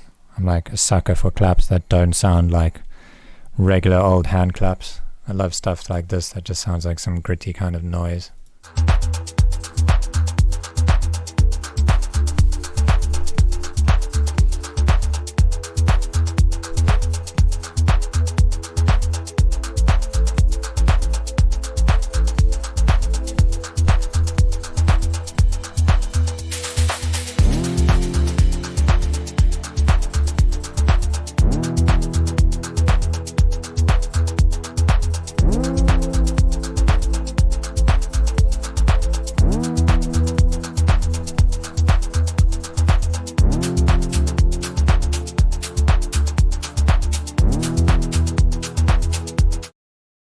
I like that like pitch bend that you have, where how it goes from like a low to a higher pitch.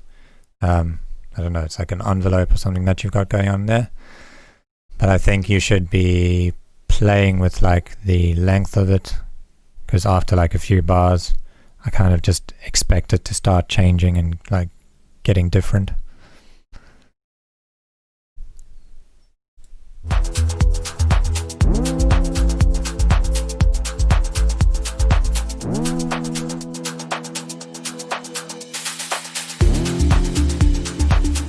Nice little hat fill over there, sounds good.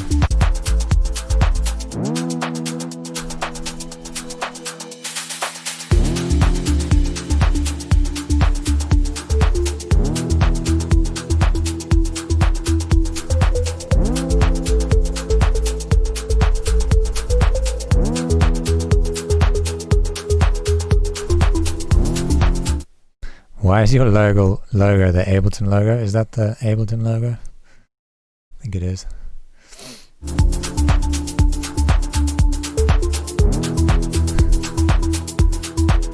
Can I get a hole, yeah? Whoop, whoop, whoop. Got some donations. Thanks for donation, Graphene. Really appreciate it. Nice $5 there. We'll have a new CPU in no time at this rate.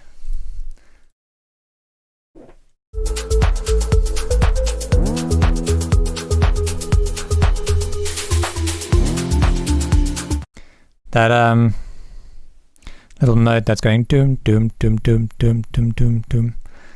It's a little bit too clean for my liking. What I would do with that is just like try and distort it, or maybe try and use like Serum with some sort of a gritty wavetable or like Massive or something. Yeah, just distort it and make it a bit more dirty, because at the moment it just sounds a bit like vanilla, if that makes sense.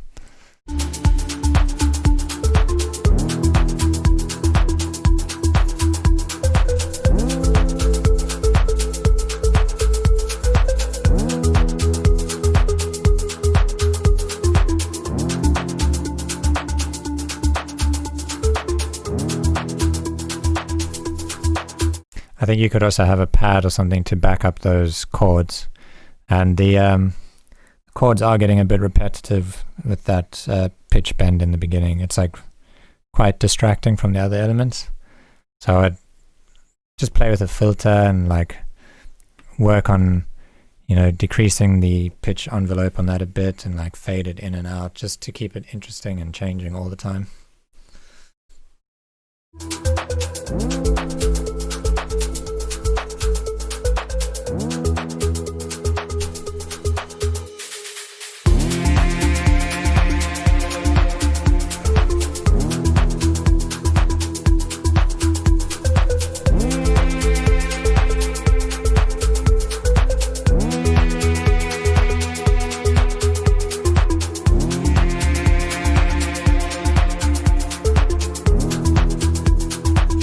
Yeah, everything works really nicely in this track. It's just that pluck. It sounds like it's just a square wave, and it doesn't fit like the gritty, like lo-fi vibe of the track. So I think once you change that, it'll make it so much better.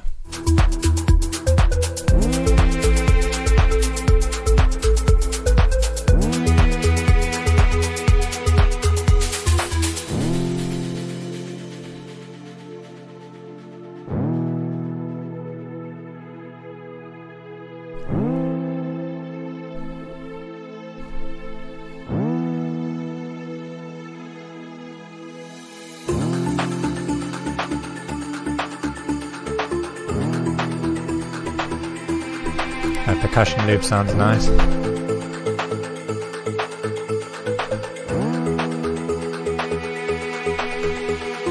In this section I would remove that pluck entirely, or just change the actual melody on it, because it's a bit repetitive now, hearing it throughout the whole section, and then it's also in the breakdown, so maybe remove it and try something else. Yeah.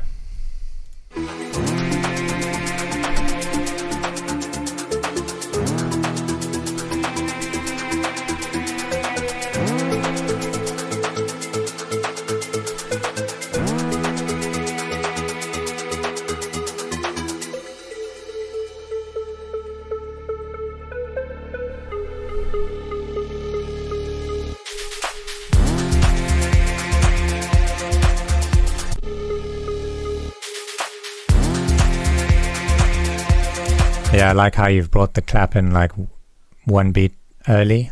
It's a nice touch.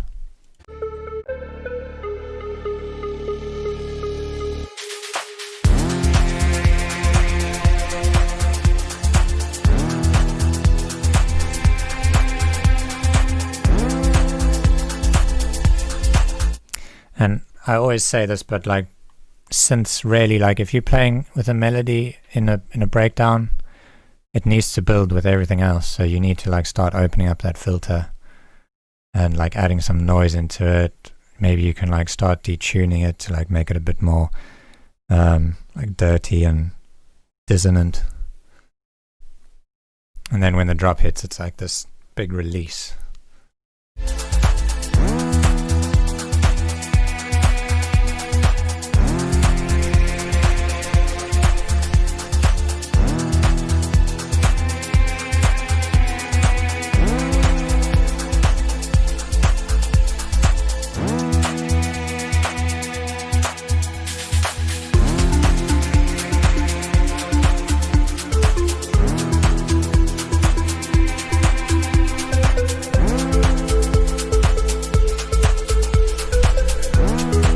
Is this, what scale is this in? Is this a minor scale? It sounds like it's a bit, I don't know, ethnic.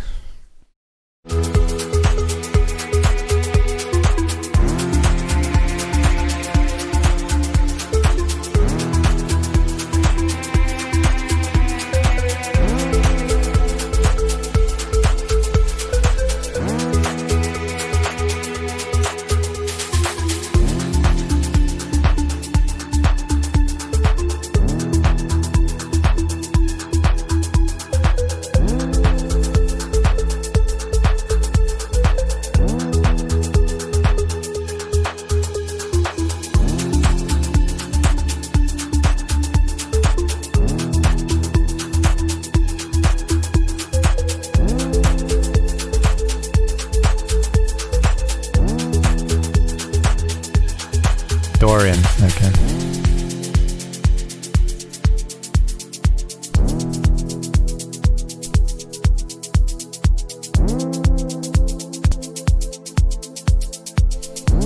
Yeah, man, I really like the groove of this. The instrument choices are good. Everything sounds nice. I just think it needs variation. You need to change that pluck for sure.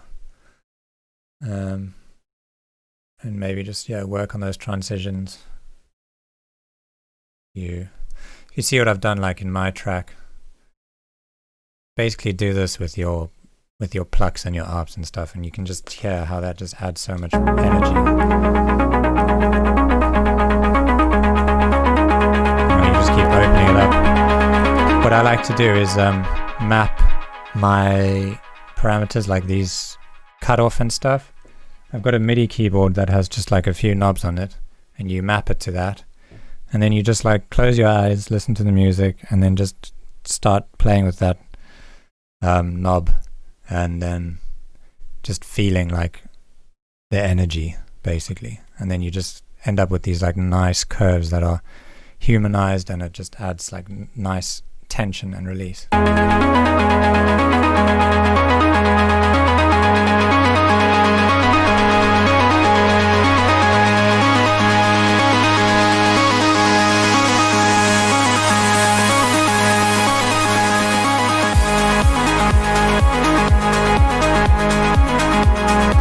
Yeah, you get the point.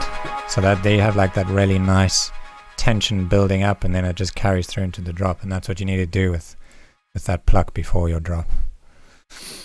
Okay. Thanks for sending that in, and thanks again for the donations, man. Really appreciate it. Okay, so Inade was next. He was actually first, but he wasn't here, so let's just play his tune. I think what I'll do in the future is like make a system where people who donate, I'll do them first, and then we'll do everybody else. Okay, here we go. Are you here?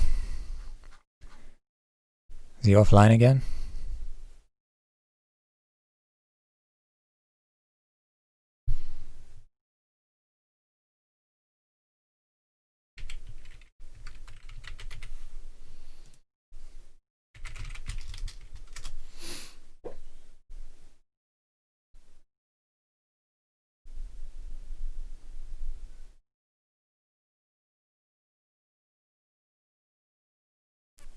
Okay, he's here. Let's hear it.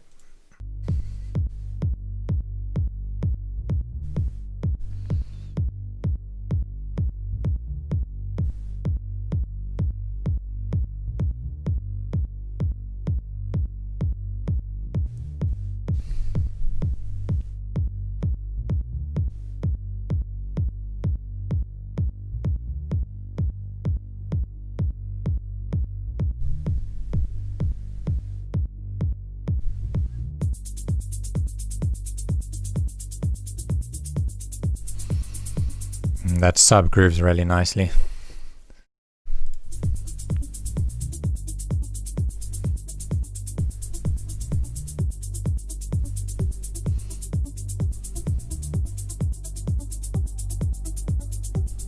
Shaker sounds nice.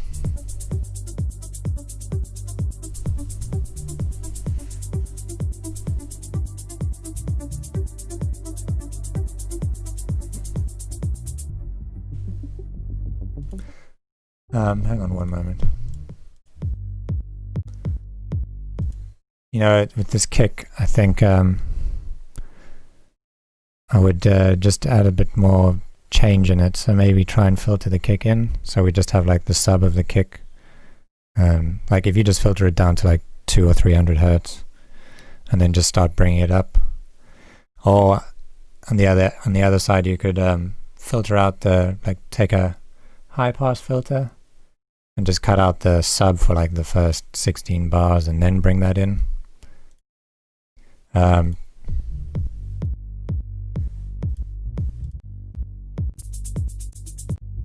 You could like bring in the sub of the kick with this shaker. Just an idea.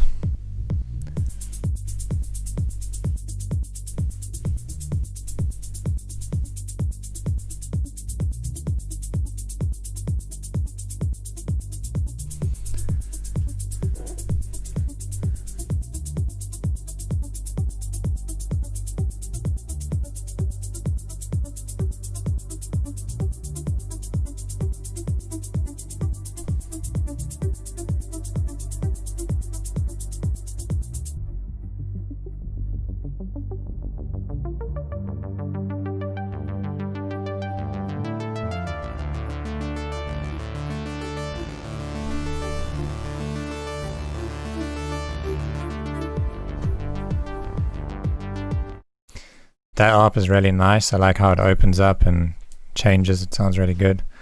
But that other ARP that like comes in with it, that's playing over here, I don't think you should bring them in together. They kind of don't think they fit very well.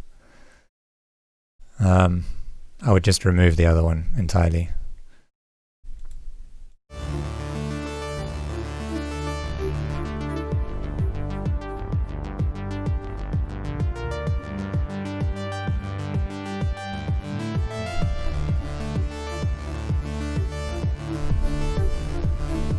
Yeah, they just don't really like, they don't play off each other. It's not like it's a counter melody or something.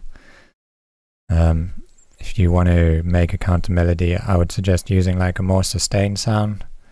So like generally if you have one pluck, I wouldn't make a counter melody with another pluck. I'd make that counter melody that's like, I don't know, just like a lead sound or something that's more sustained.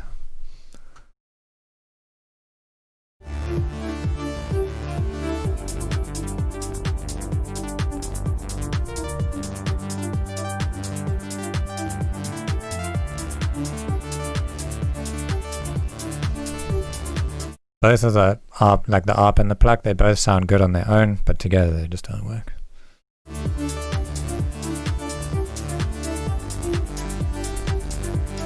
And I'll just say this again, this is just my opinion, so it's okay to disagree with me and just keep it if you like it, but that's just my opinion.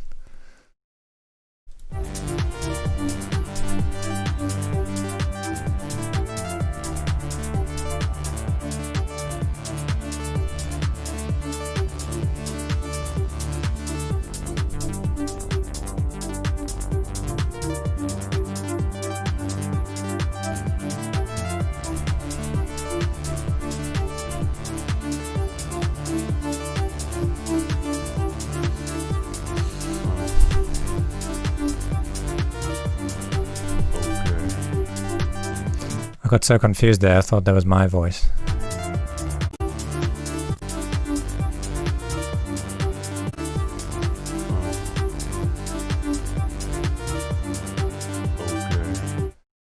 Yeah, so that the reason why I thought that was my voice, I think, is because there's quite a lot of sub in it. It doesn't sound like it's been processed much. So I'll just cut a bit of the sub out of that voice and then, you know, like boost the like 2K or maybe even lower than that, like 800, and just like process it and make it fit a bit better in the mix.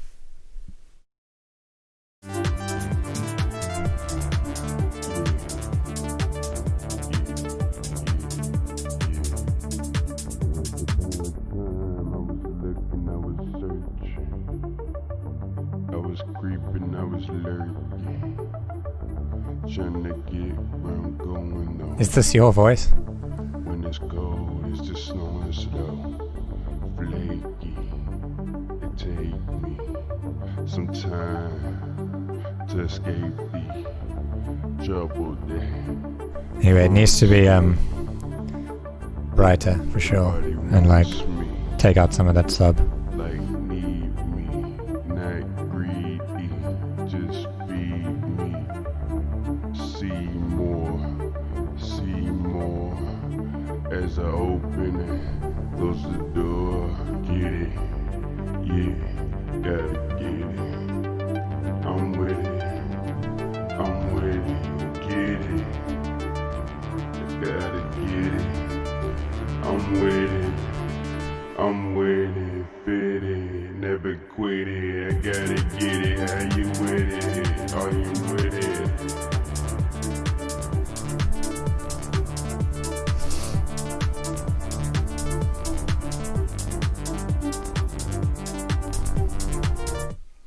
Yeah, I think there's some good elements in there. I don't know so much about that vocal thing. It's a bit strange.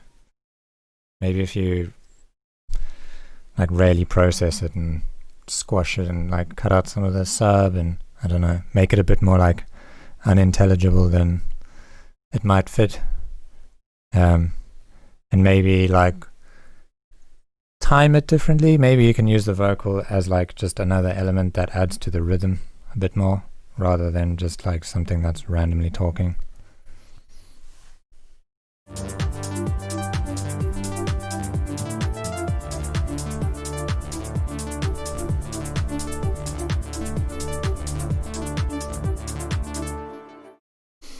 Yeah, cool, man. Thanks for sending that in. Some nice elements in there. Nice ideas. Do I mix and master? Yeah, sure, I'll mix and I don't know about mix, but it depends.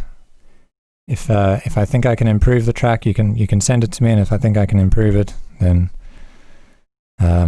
yeah, sure, I might do a mix and master for you.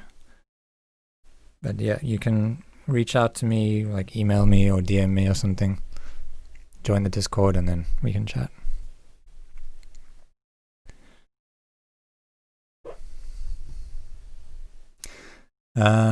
Okay. Who's next?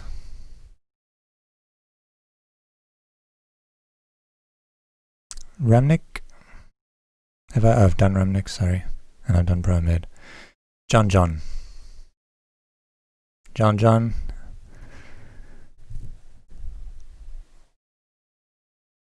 Audio Mac. I've literally never heard of this service. Wow.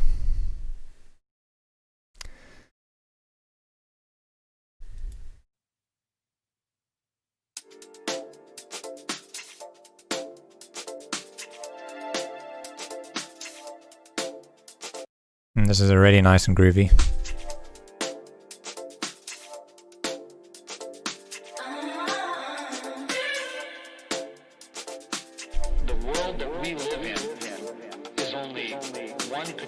My head's bopping. Particular set of physical circumstances wildly different exist in other places in our galaxy. You want me to do the other one? Is it the same song, like just a different version?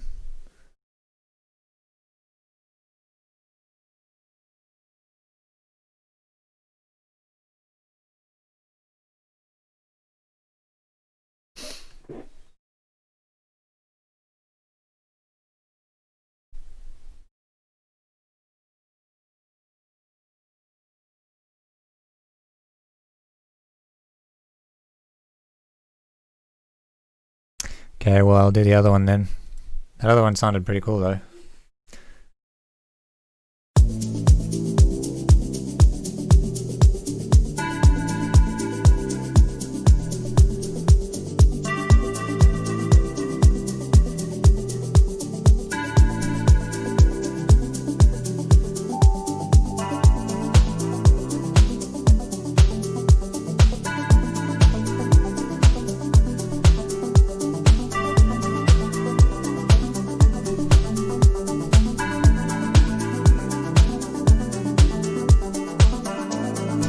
Okay, how about I'll do both of them. I'll do this one now, and then I'll do somebody else, and then I'll get back to yours, your other one.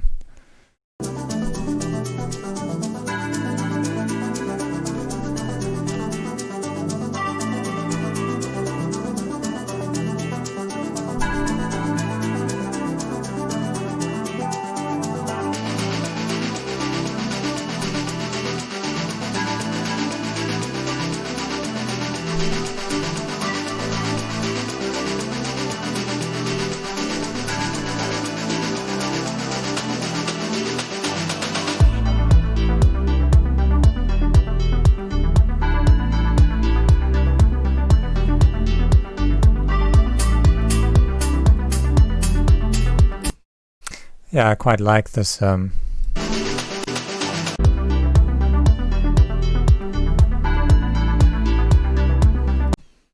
like descending arp. It sounds really nice.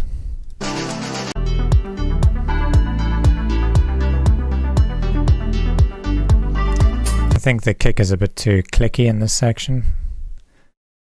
I would just put a shelf on the high end and just take some of that out.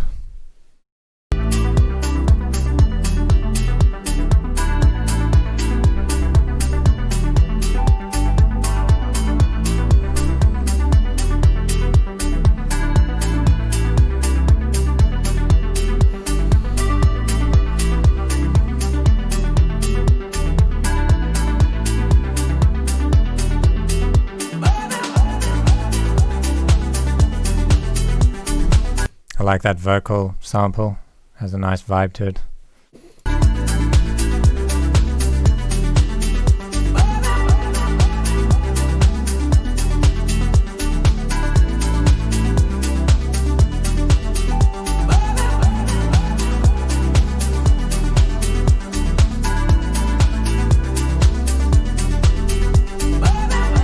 The bass progression works really well too, has a nice summery vibe.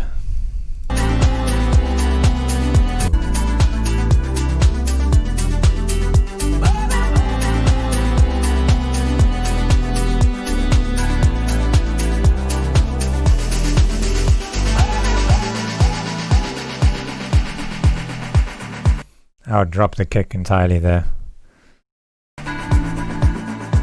I'm not a big fan of this kick.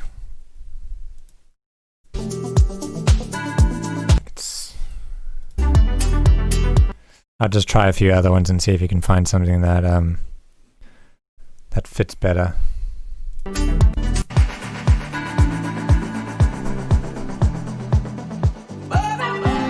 Second drop is the main attraction. Okay, well I'll look forward to it then.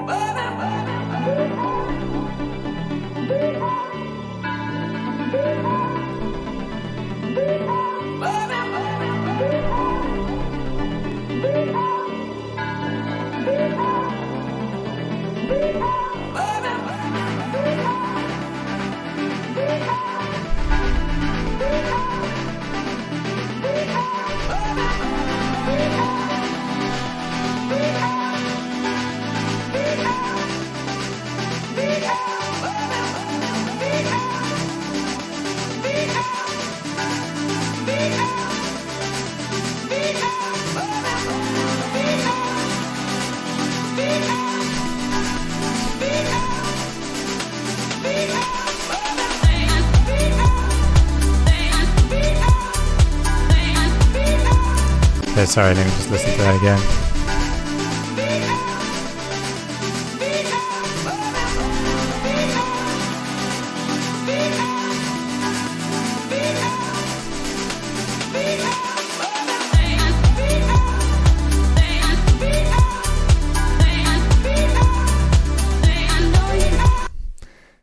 Yeah, so that transition is okay, I think.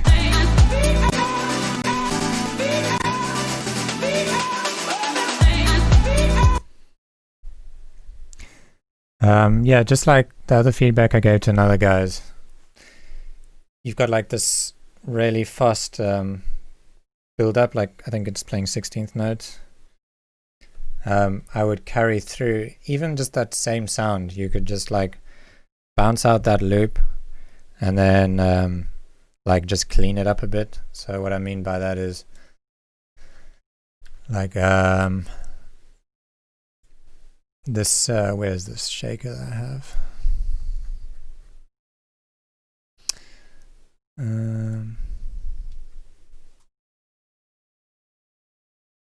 that one. Yeah, this gated. So like this sounds quite similar to what you have over there.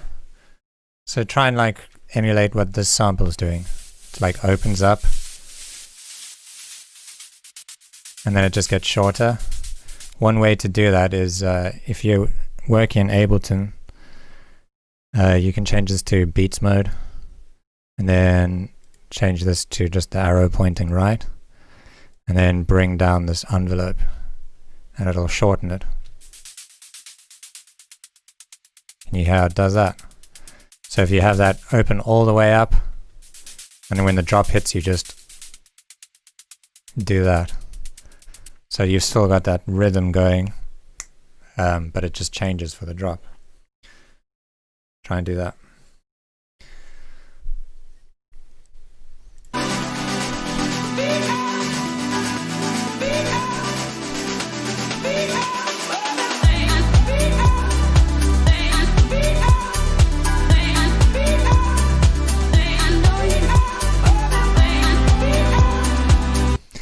One of those vocal chop sounds like slightly out of time, like it hits a tiny bit early.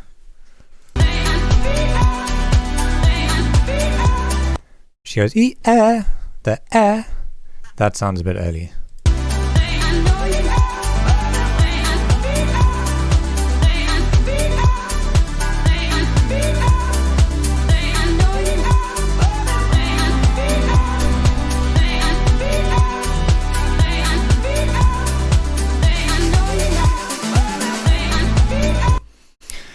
Hardik says, made a track watching one of your tutorials, Anjuna Deep style. Would you like to listen to it? Yeah, sure, man. Just send it here on Discord, and then I'll play it for everybody.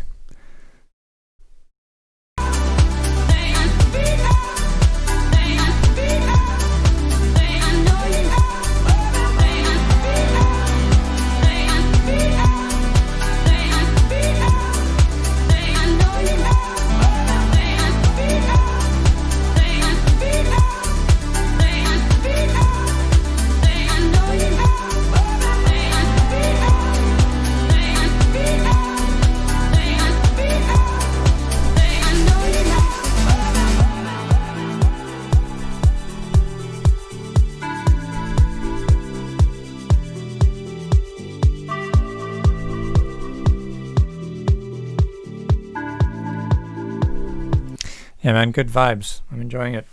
I think fix a few things in there, make this into a really nice track. Nice pool summer vibes. Sit down and drink some mojitos. Listen to some graphene music. Okay. Who was next? Scary. So it's like spaghetti. Scary.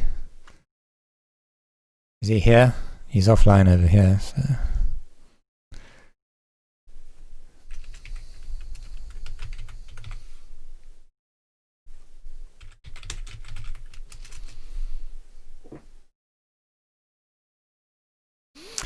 I work in Logic, but there's no problem. I can use a Transient Shaper. Yeah, exactly. Use a Transient Shaper. Ableton's just super handy with that little feature. I love it.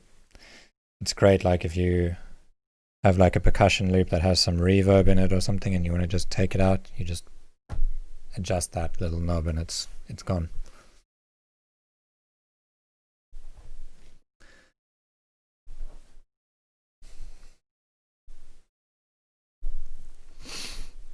We'll give Sketty another 10 seconds to respond.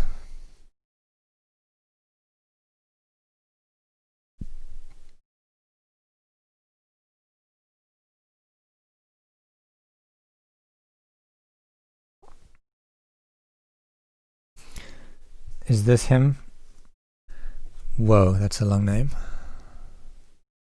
Ein Phaser im Gewebe des Lebens. I bet I pronounced that right. So is that you then? Skitty.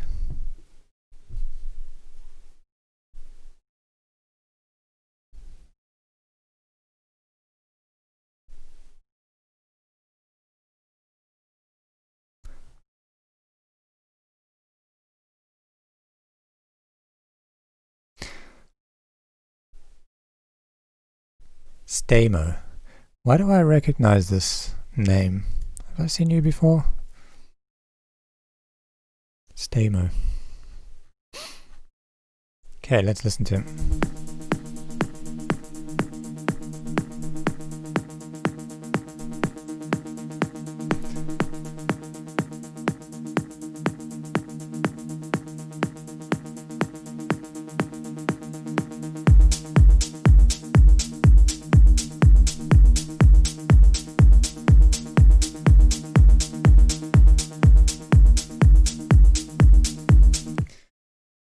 DJ Pure Mix India. Yeah, we're not making anything in Ableton right now. I'm just doing feedback and listening to some of your guys' tunes. So if you have something to send in, you can send it in. I'm probably going to keep doing this until about 4:30. So for another 35 minutes. So yeah, if you want to try and get your track in now, then we'll try and get to it. And I just say right off the bat, I really like the atmosphere in here.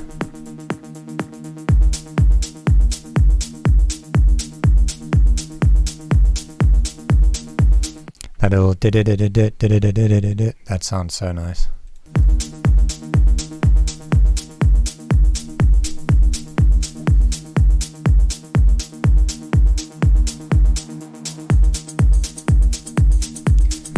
Ooh, that sounds good too. That's a nice little loop. Love that. It's like some Foley kind of loop.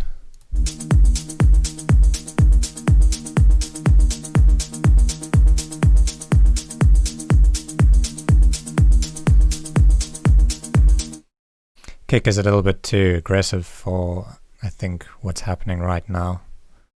So again, maybe just like high shelf some of that high end out.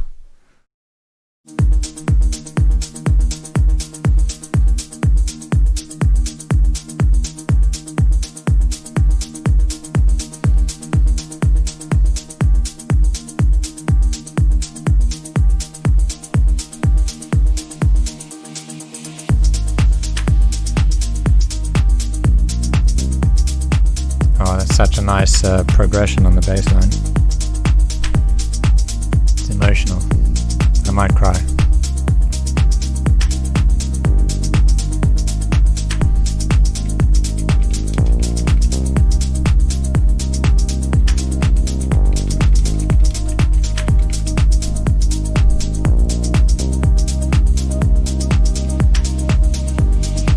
Sounds beautiful. I think if you just change this kick around, so like, I think you should go for a kick like this, one of these kind of kicks. I just pulled these kicks from like a bunch of Anjuna Deep tracks that I like. I'll send them to you guys on Discord if you want.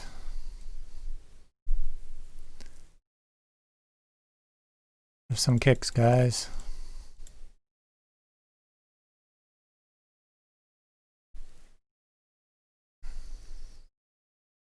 Yeah, I think if you use like a softer kick on this, it'll be so nice because it's like really emotional and beautiful, but the kick is just like aggressive. Like I feel like it's attacking me.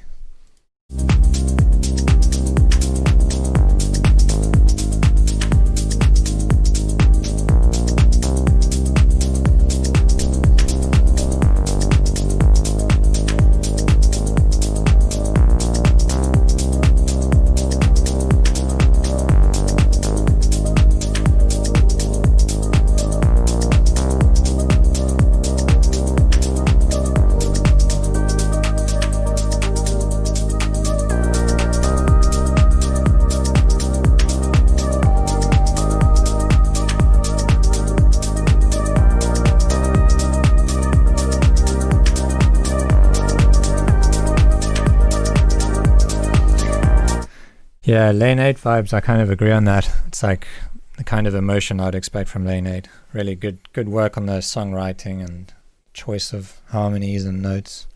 Really nice. And of course that top loop, this like just makes the track so much nicer. That like Foley, really good job.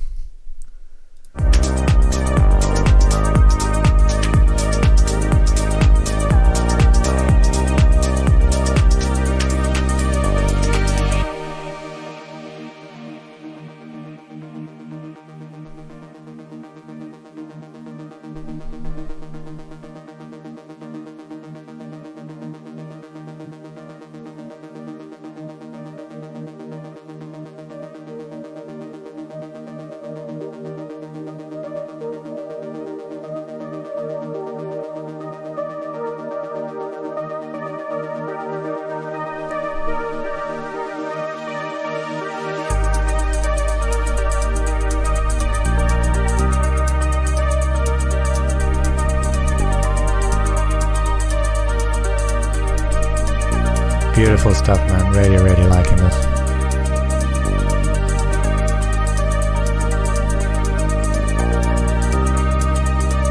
Give you a follow.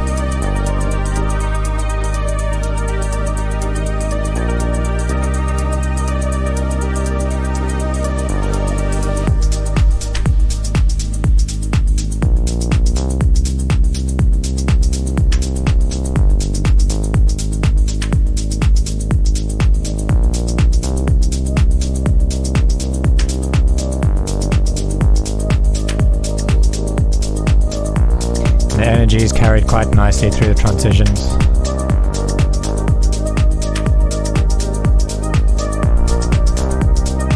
I'm expecting a ride to come in about now.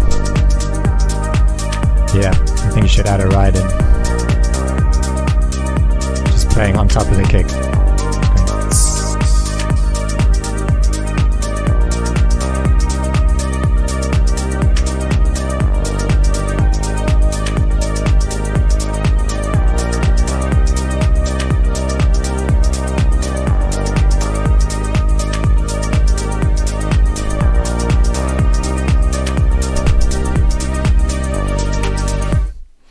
Yeah, YouTube compression. Or is it YouTube? It's probably SoundCloud that's giving you that compression.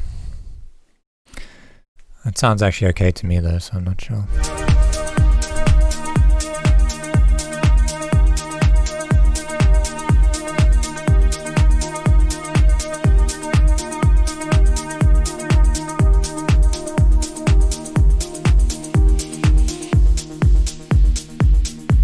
That song deserves a clap. Well done, buddy. That's really good. I like it. Let me know when it's finished, and if you want some more feedback before you put it out, I'm happy to listen to it again. Nice emotion.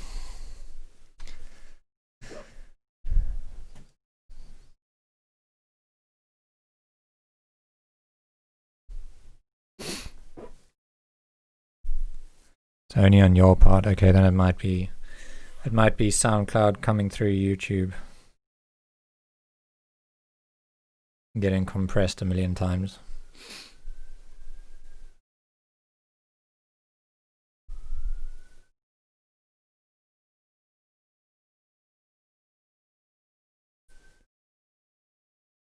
Okay, who was next?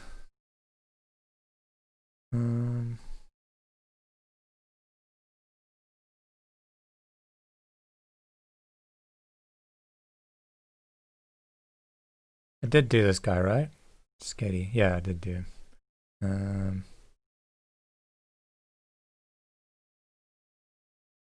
Okay, let's do this one. We Sync. Who's We Sync? What's your name? Say hi if you're here.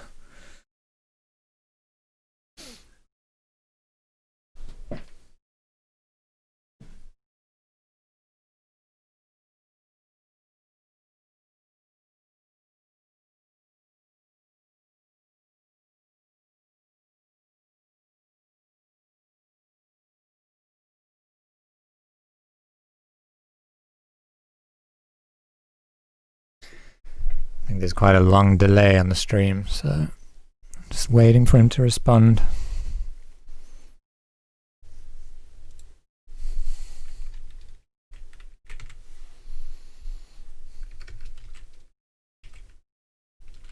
Okay, looks like he's responding.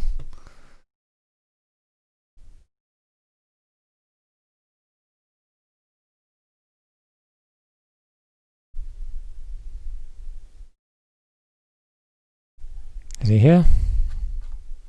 Oh. Just a demo. So are you saying this is... Well, it can't be a finished track because it's... Usually when you say demo, it means a song that hasn't been released, but it's been finished. So I think what you mean is a work in progress.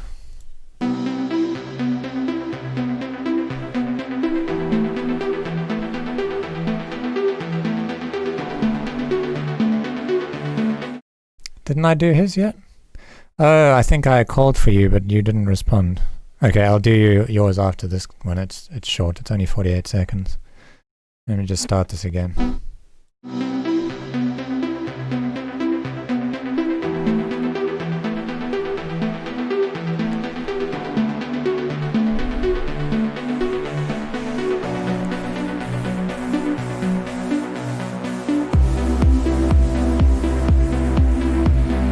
That's beautiful. I'm loving this.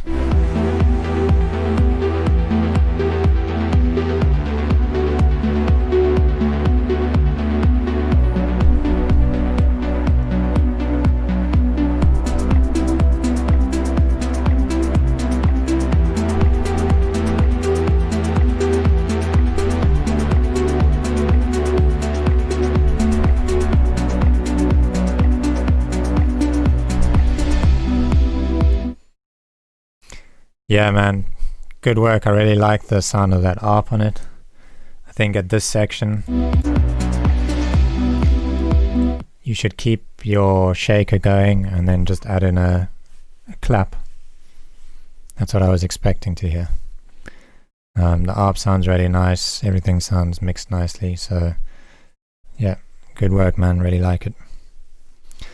Okay, let's get back to Sketty.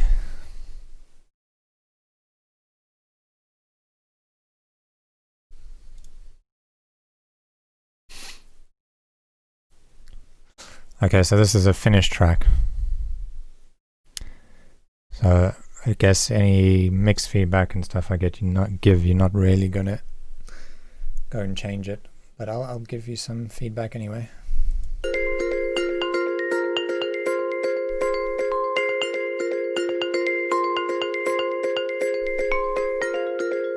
Those are really pretty, like, I don't know what you call them, metallophones. Sound really nice. I like how they panned around.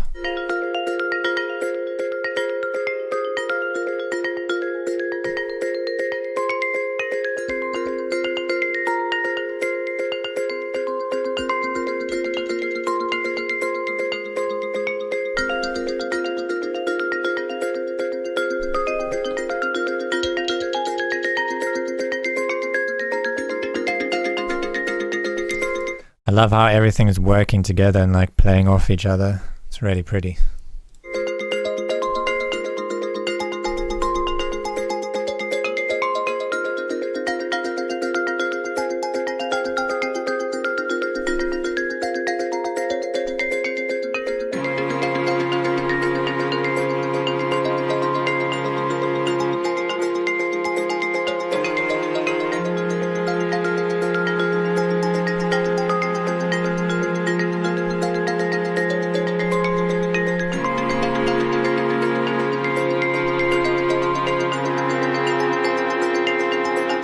Those strings sound nice.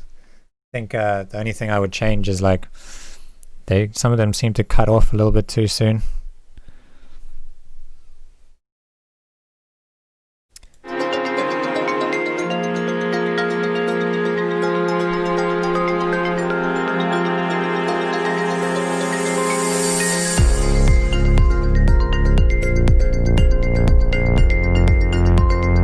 That sounds really nice. The bass, everything works really well together. That kick has got way too much of a click on it. Like, that does not need to be there, in my opinion. Again, like, listen to those kicks that I've put in. Like, any of these kicks would just sound so much better. Like, that kind of a kick is something I would expect in like an old school, like, big room kind of Martin Garrix tune.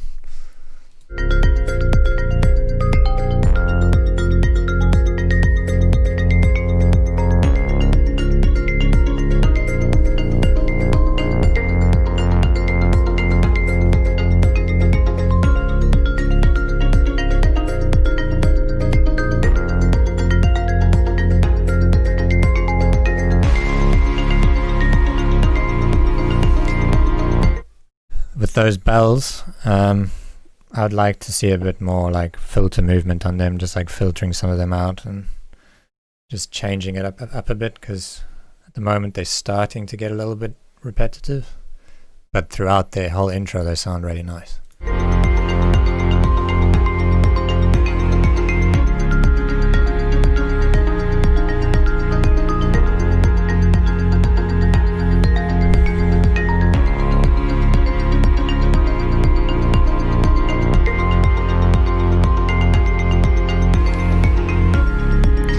That's why the track's name is Celeste. Yeah. I guess it's a Celeste.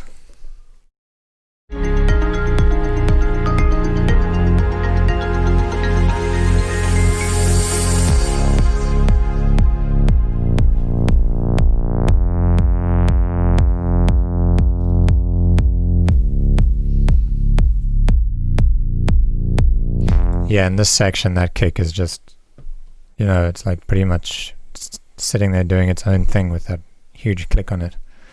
And I would have definitely added some sort of atmosphere or a pad or something to fill this section out, because it just sounds really empty.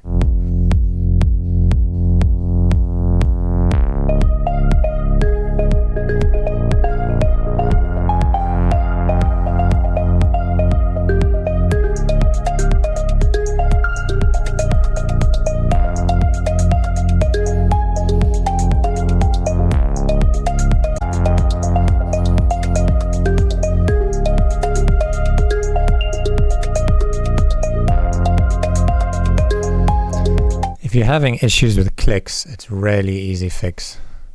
Either just change the kick or grab a EQ and do that.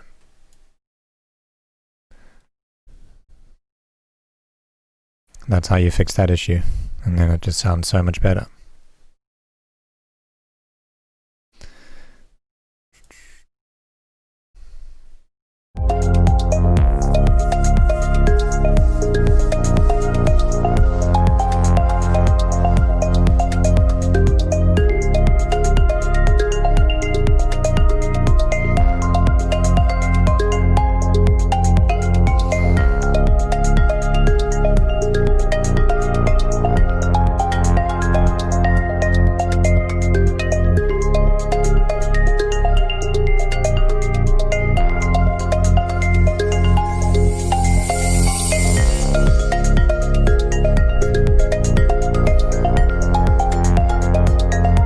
Yeah, the melodies are really nice. I love them. I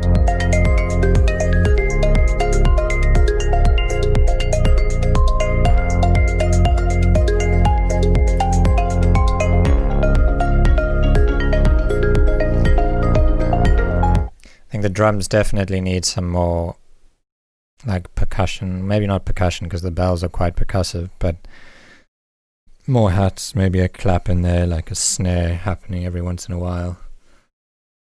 Yeah.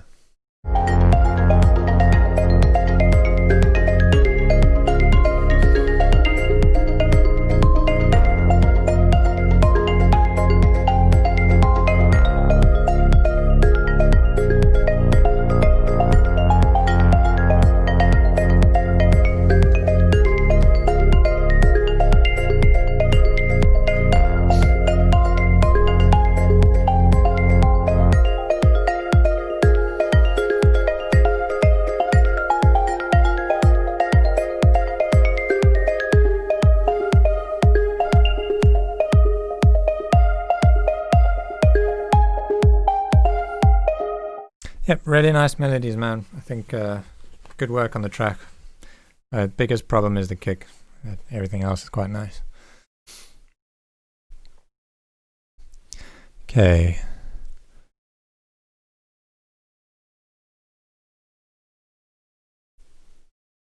No, we've just done this one.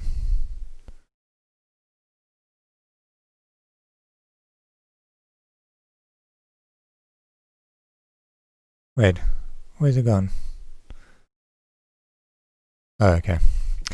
We have done that one, we sync, I think. Did we do this one? I can't remember. Oh yeah, we did do that one. I like that one. So it's this one next.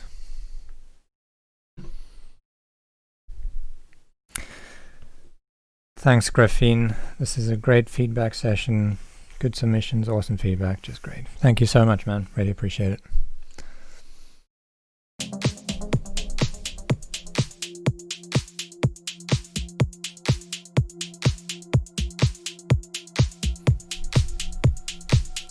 Is Mike even here? Let me just double check.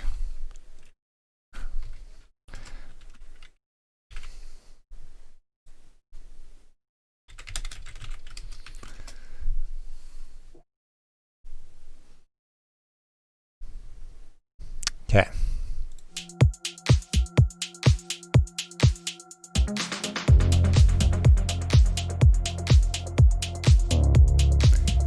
Kick is a little bit muddy for my taste.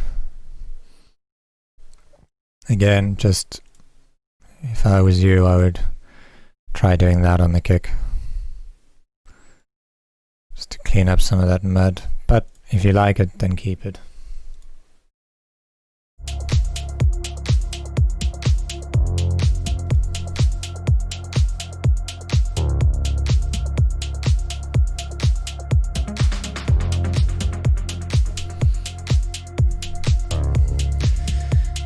Progression on the bass line sounds nice.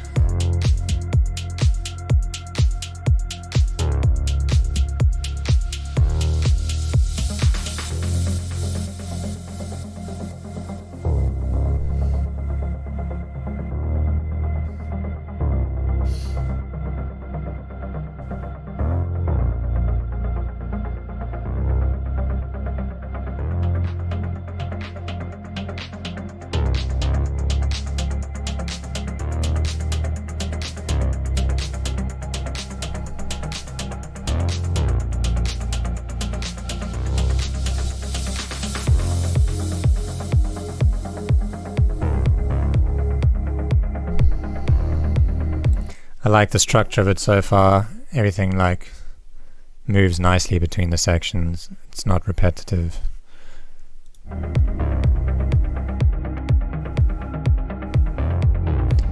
Maybe a little bit too like dark mix wise.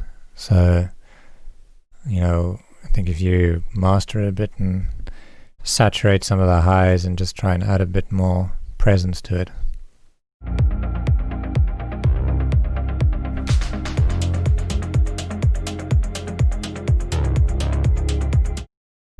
So what I would do is like maybe turn down that hi-hat a bit and then just try and like level out everything that's happening in that same space as the hi-hat and just like saturate it a bit so that just so that the high end's a bit more consistent.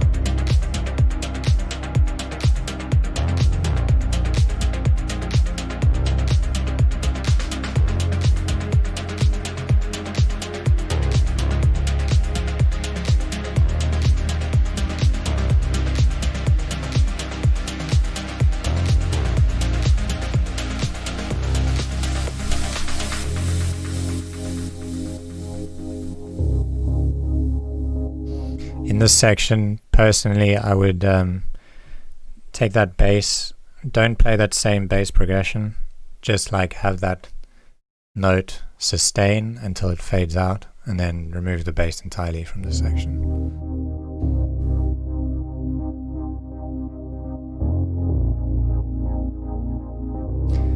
And then bring it back in maybe here.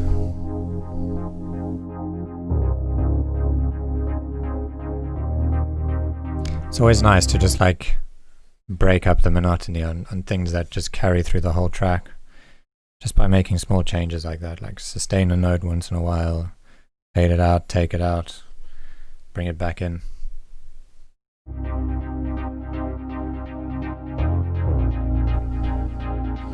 Thanks, Zachariah. Thanks for watching, man. Catch you next time.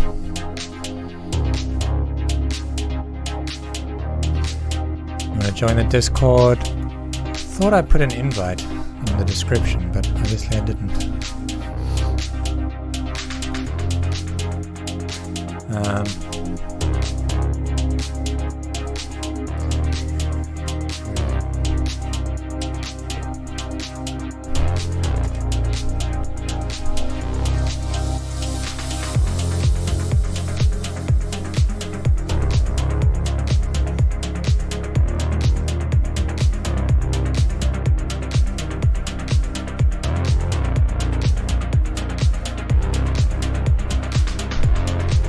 Yeah, I like the energy on the bass line, like opening up the cutter filter. That was a good idea.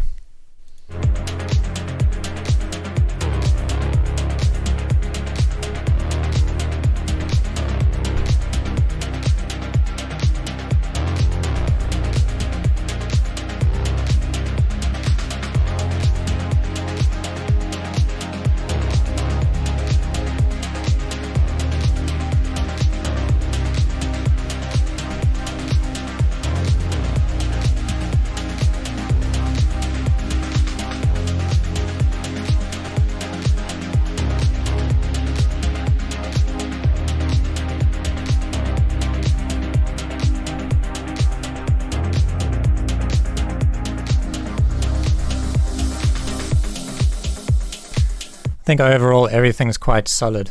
I think it just needs a little bit more work on the master.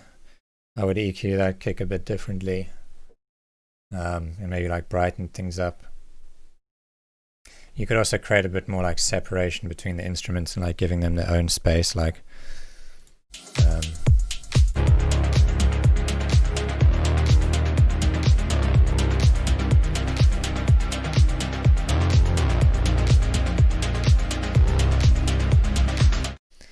actually, I take that back. I was going to say you could push the ARP out a bit more to the sides, but it sounds like it's already quite wide.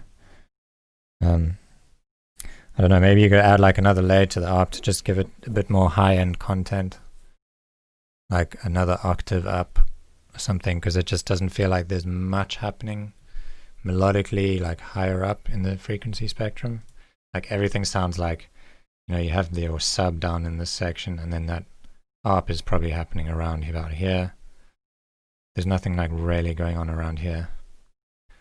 You could also like fill it up here with like a pad or something, atmosphere, vocal atmosphere, like stuff like what I have going on in this track, like this vocal.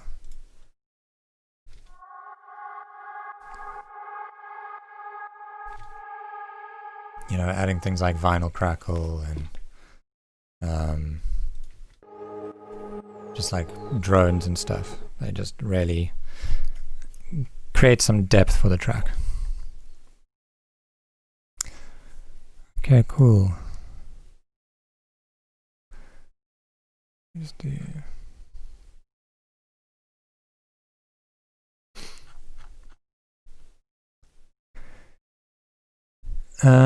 Okay, so we haven't done this one.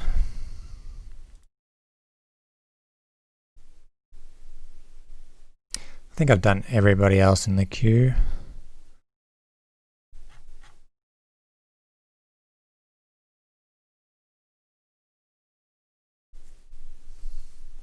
Okay, bear in mind, this one's a 7-minute track, and I'm closing the live stream at 4:30, so we're going to have to get onto anything new in the next stream, probably tomorrow.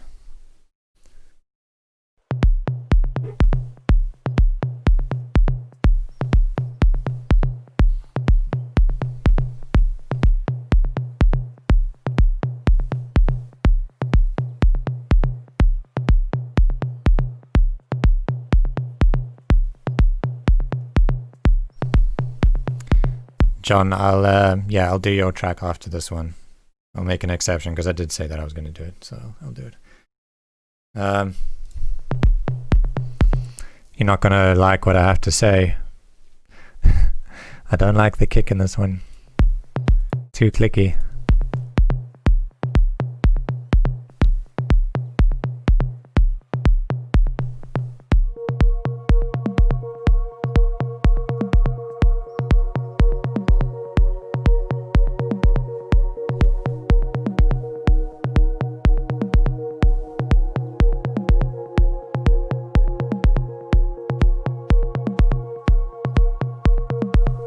I like the chord progression.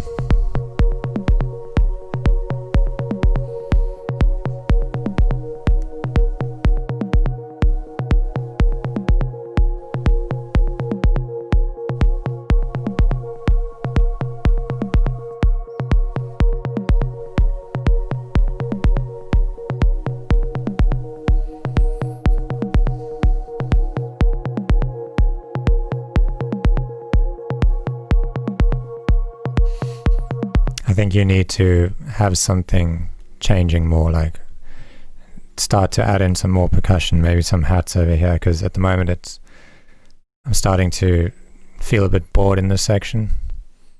Like the chord progression's nice. You can maybe have that like play 2 to 4 repetitions and then bring in some more percussion.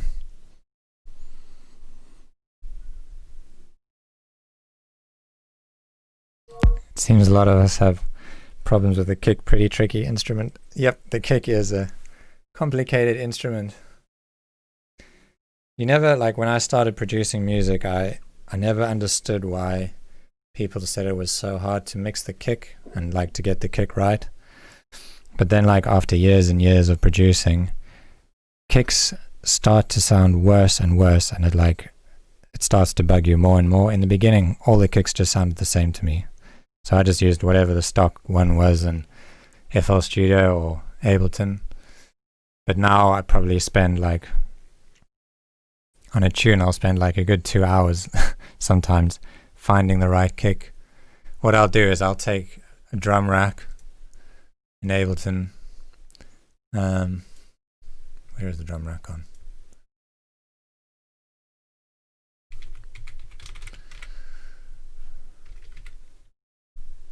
So in Ableton we have this thing called the drum rack.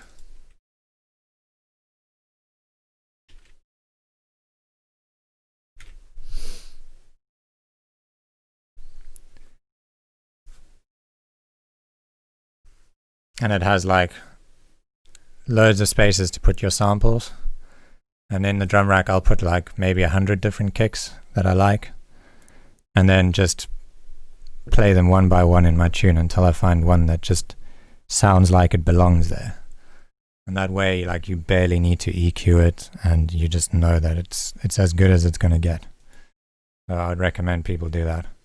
Like it's fine to just choose a random kick when you're writing the song, but then when you go and mix it, just try out a bunch of different kicks. Or even after your first session of writing a song, just try out all those kicks and find one that works.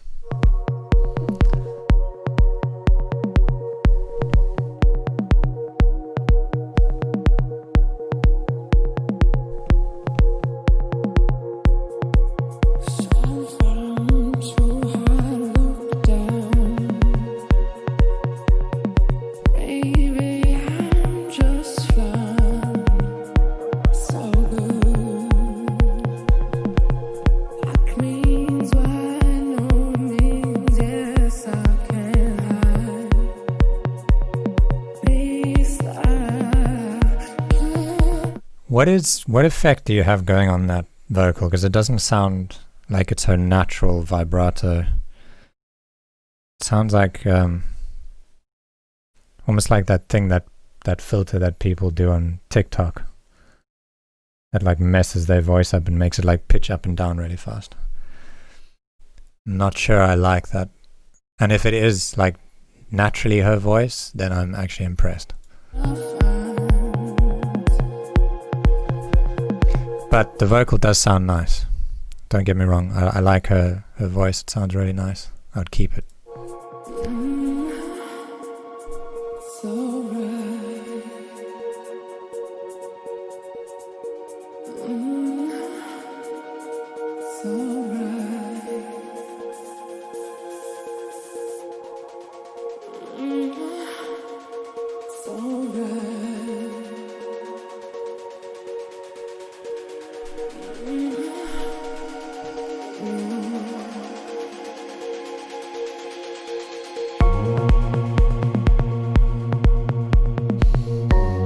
Yeah, so you said you got tons of shit, auto-tune, micro shift.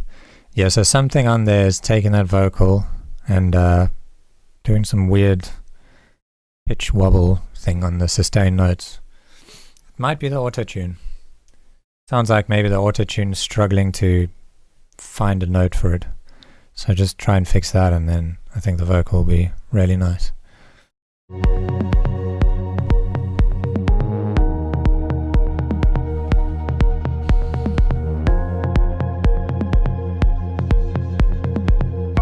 What are you using for auto-tune?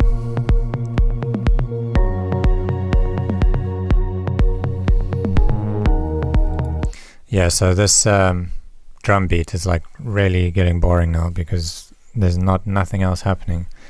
Like if you're making house music, it needs to be like your drum should be pretty much the main focus.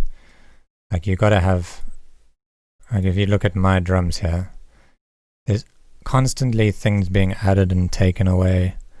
It's like always changing, and that's what keeps people moving and keeps things interesting.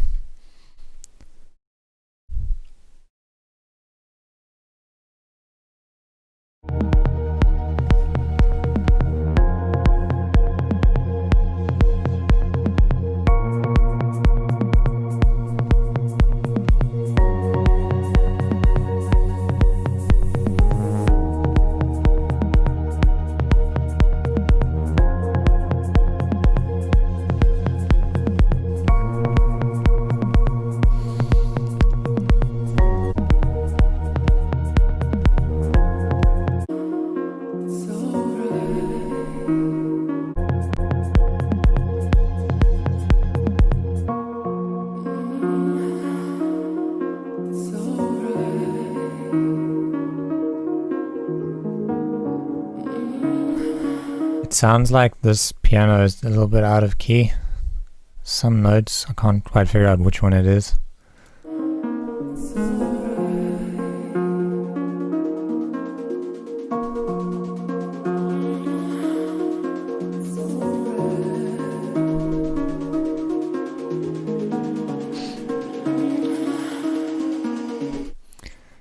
Piano could also be mixed a bit better. It sounds like quite muddy, so mud, remember, is just over here. So if you just take that piano and try and take some of this out over here around 200 Hertz, probably sound a little bit better.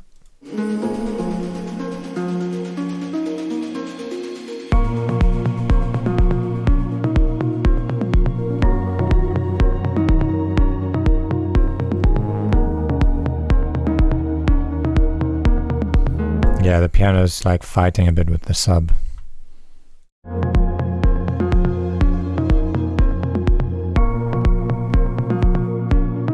They both sound like they're playing in the same range.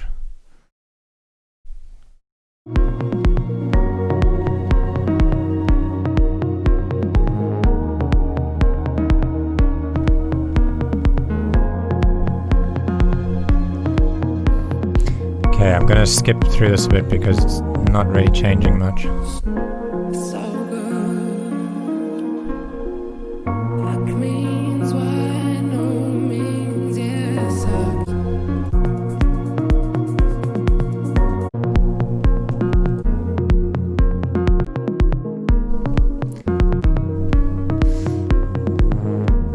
Yeah, so definitely, I mean, you've got a 7-minute song. I don't think I would even attempt to make a 7-minute song stay interesting, because it's really long. I would try and keep it down to like 4 or 5 minutes, unless you really spend the time making every single section change a lot, and like, you know, it really needs to like stay interesting. Cool. All right, so last tune was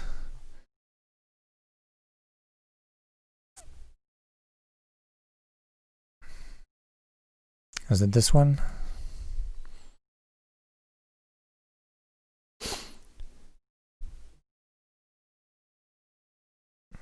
Hey, Bounted Vibe, love the current track you're working on. Got some Inama vibes, who I love. Yeah, man, I really love Inama too. I discovered his music like a few years ago, and I've been listening to him ever since. It's really good, so thank you for that. Appreciate it. Means a lot. Any starting point tips for someone who's never produced but wants to start creating similar style music? Focus on learning melodies first. It's really hard, like, to tell somebody to work on something specific. I don't think that's the right way to approach it. The way that I approached it and where I saw like the biggest improvements was creating full tracks. Like, write a song from start to finish. Just sit down, do like I do in these videos, sit down for 2 hours and force yourself to finish a track in those 2 hours, or you can make it even longer, 6 hours or something. And if you do that like every day, then you get to practice every part of music production, from, you know, the drums to the melodies, sound design, mixing, mastering, and you even get to like practice releasing it. If you're releasing your tracks, you get to practice making the artwork, you get to practice promoting it, and that way you're just building everything at the same time. You know, you can't just practice working on melodies, because the rest of it's not going to match up, and you're kind of just like shooting yourself in the foot. So yeah, keep just writing full tracks and just try and improve a little bit each time. And that's my advice. Okay, let's get back into this one.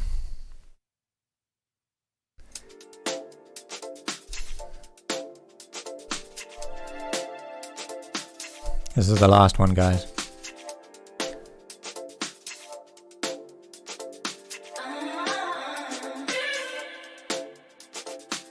The world that we live in is only one particular set of physical circumstances, and some wildly different ones exist in other places in our galaxy and in the universe. And in the universe.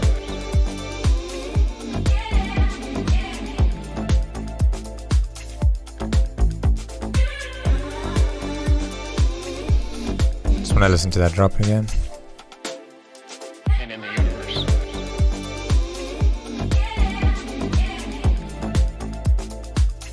Yeah, this is really funky. It's like quite groovy. I dig it.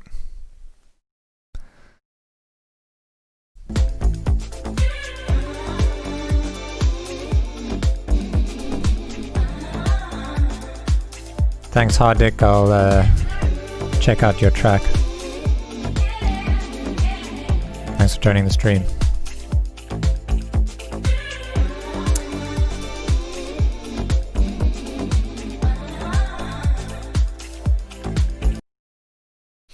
Yeah, I think I don't really have anything constructive to say about this. It's all sounds quite good. Maybe I would just work on the mastering a bit more.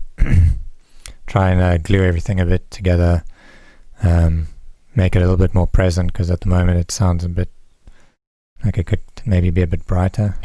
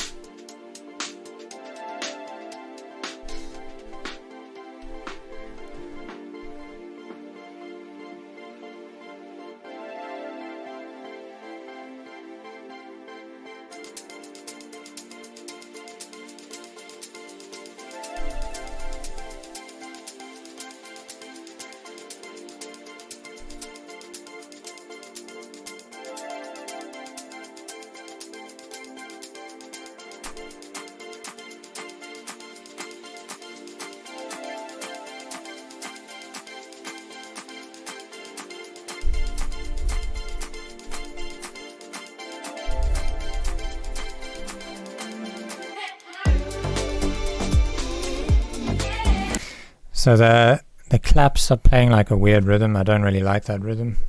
It kind of takes away from the groove of the whole track. I would just take them out and try and figure out something else, something that grooves nicely with the rhythm that you have going on in the drop.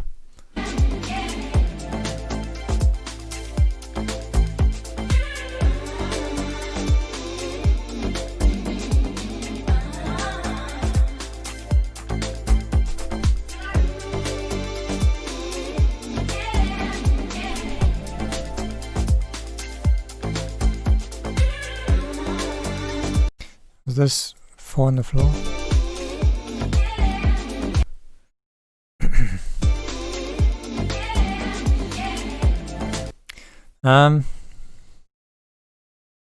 Personally, I would probably keep this 4 on the floor. This rhythm's like quite interesting. Maybe what I would do is take this rhythm and play it in the break, and then go back to 4 on the floor over here.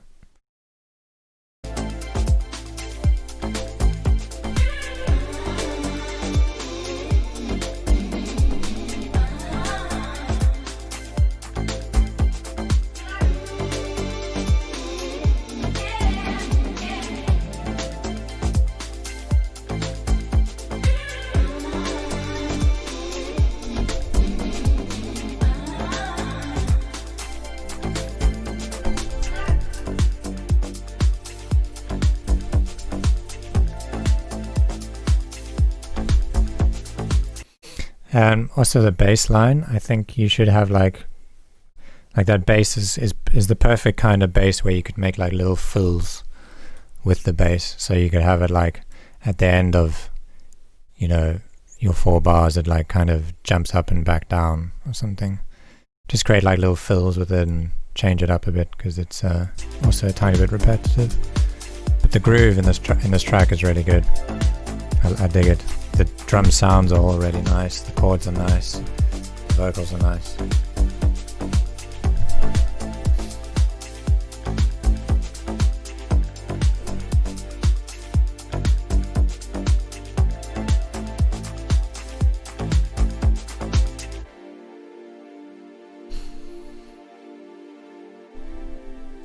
Cool. I think that's it for today. We had a few more submissions, but I'll get back to those on my next stream. So I think the next stream I'm gonna probably allow people who donate to go first, just so that we can get through more tracks. And because I like money. Okay guys, thanks so much for joining the stream, and thanks to everybody who donated. I didn't expect to get many donations, but that was a nice surprise. And have a good day, practice your music production, and I'll catch you in the next one.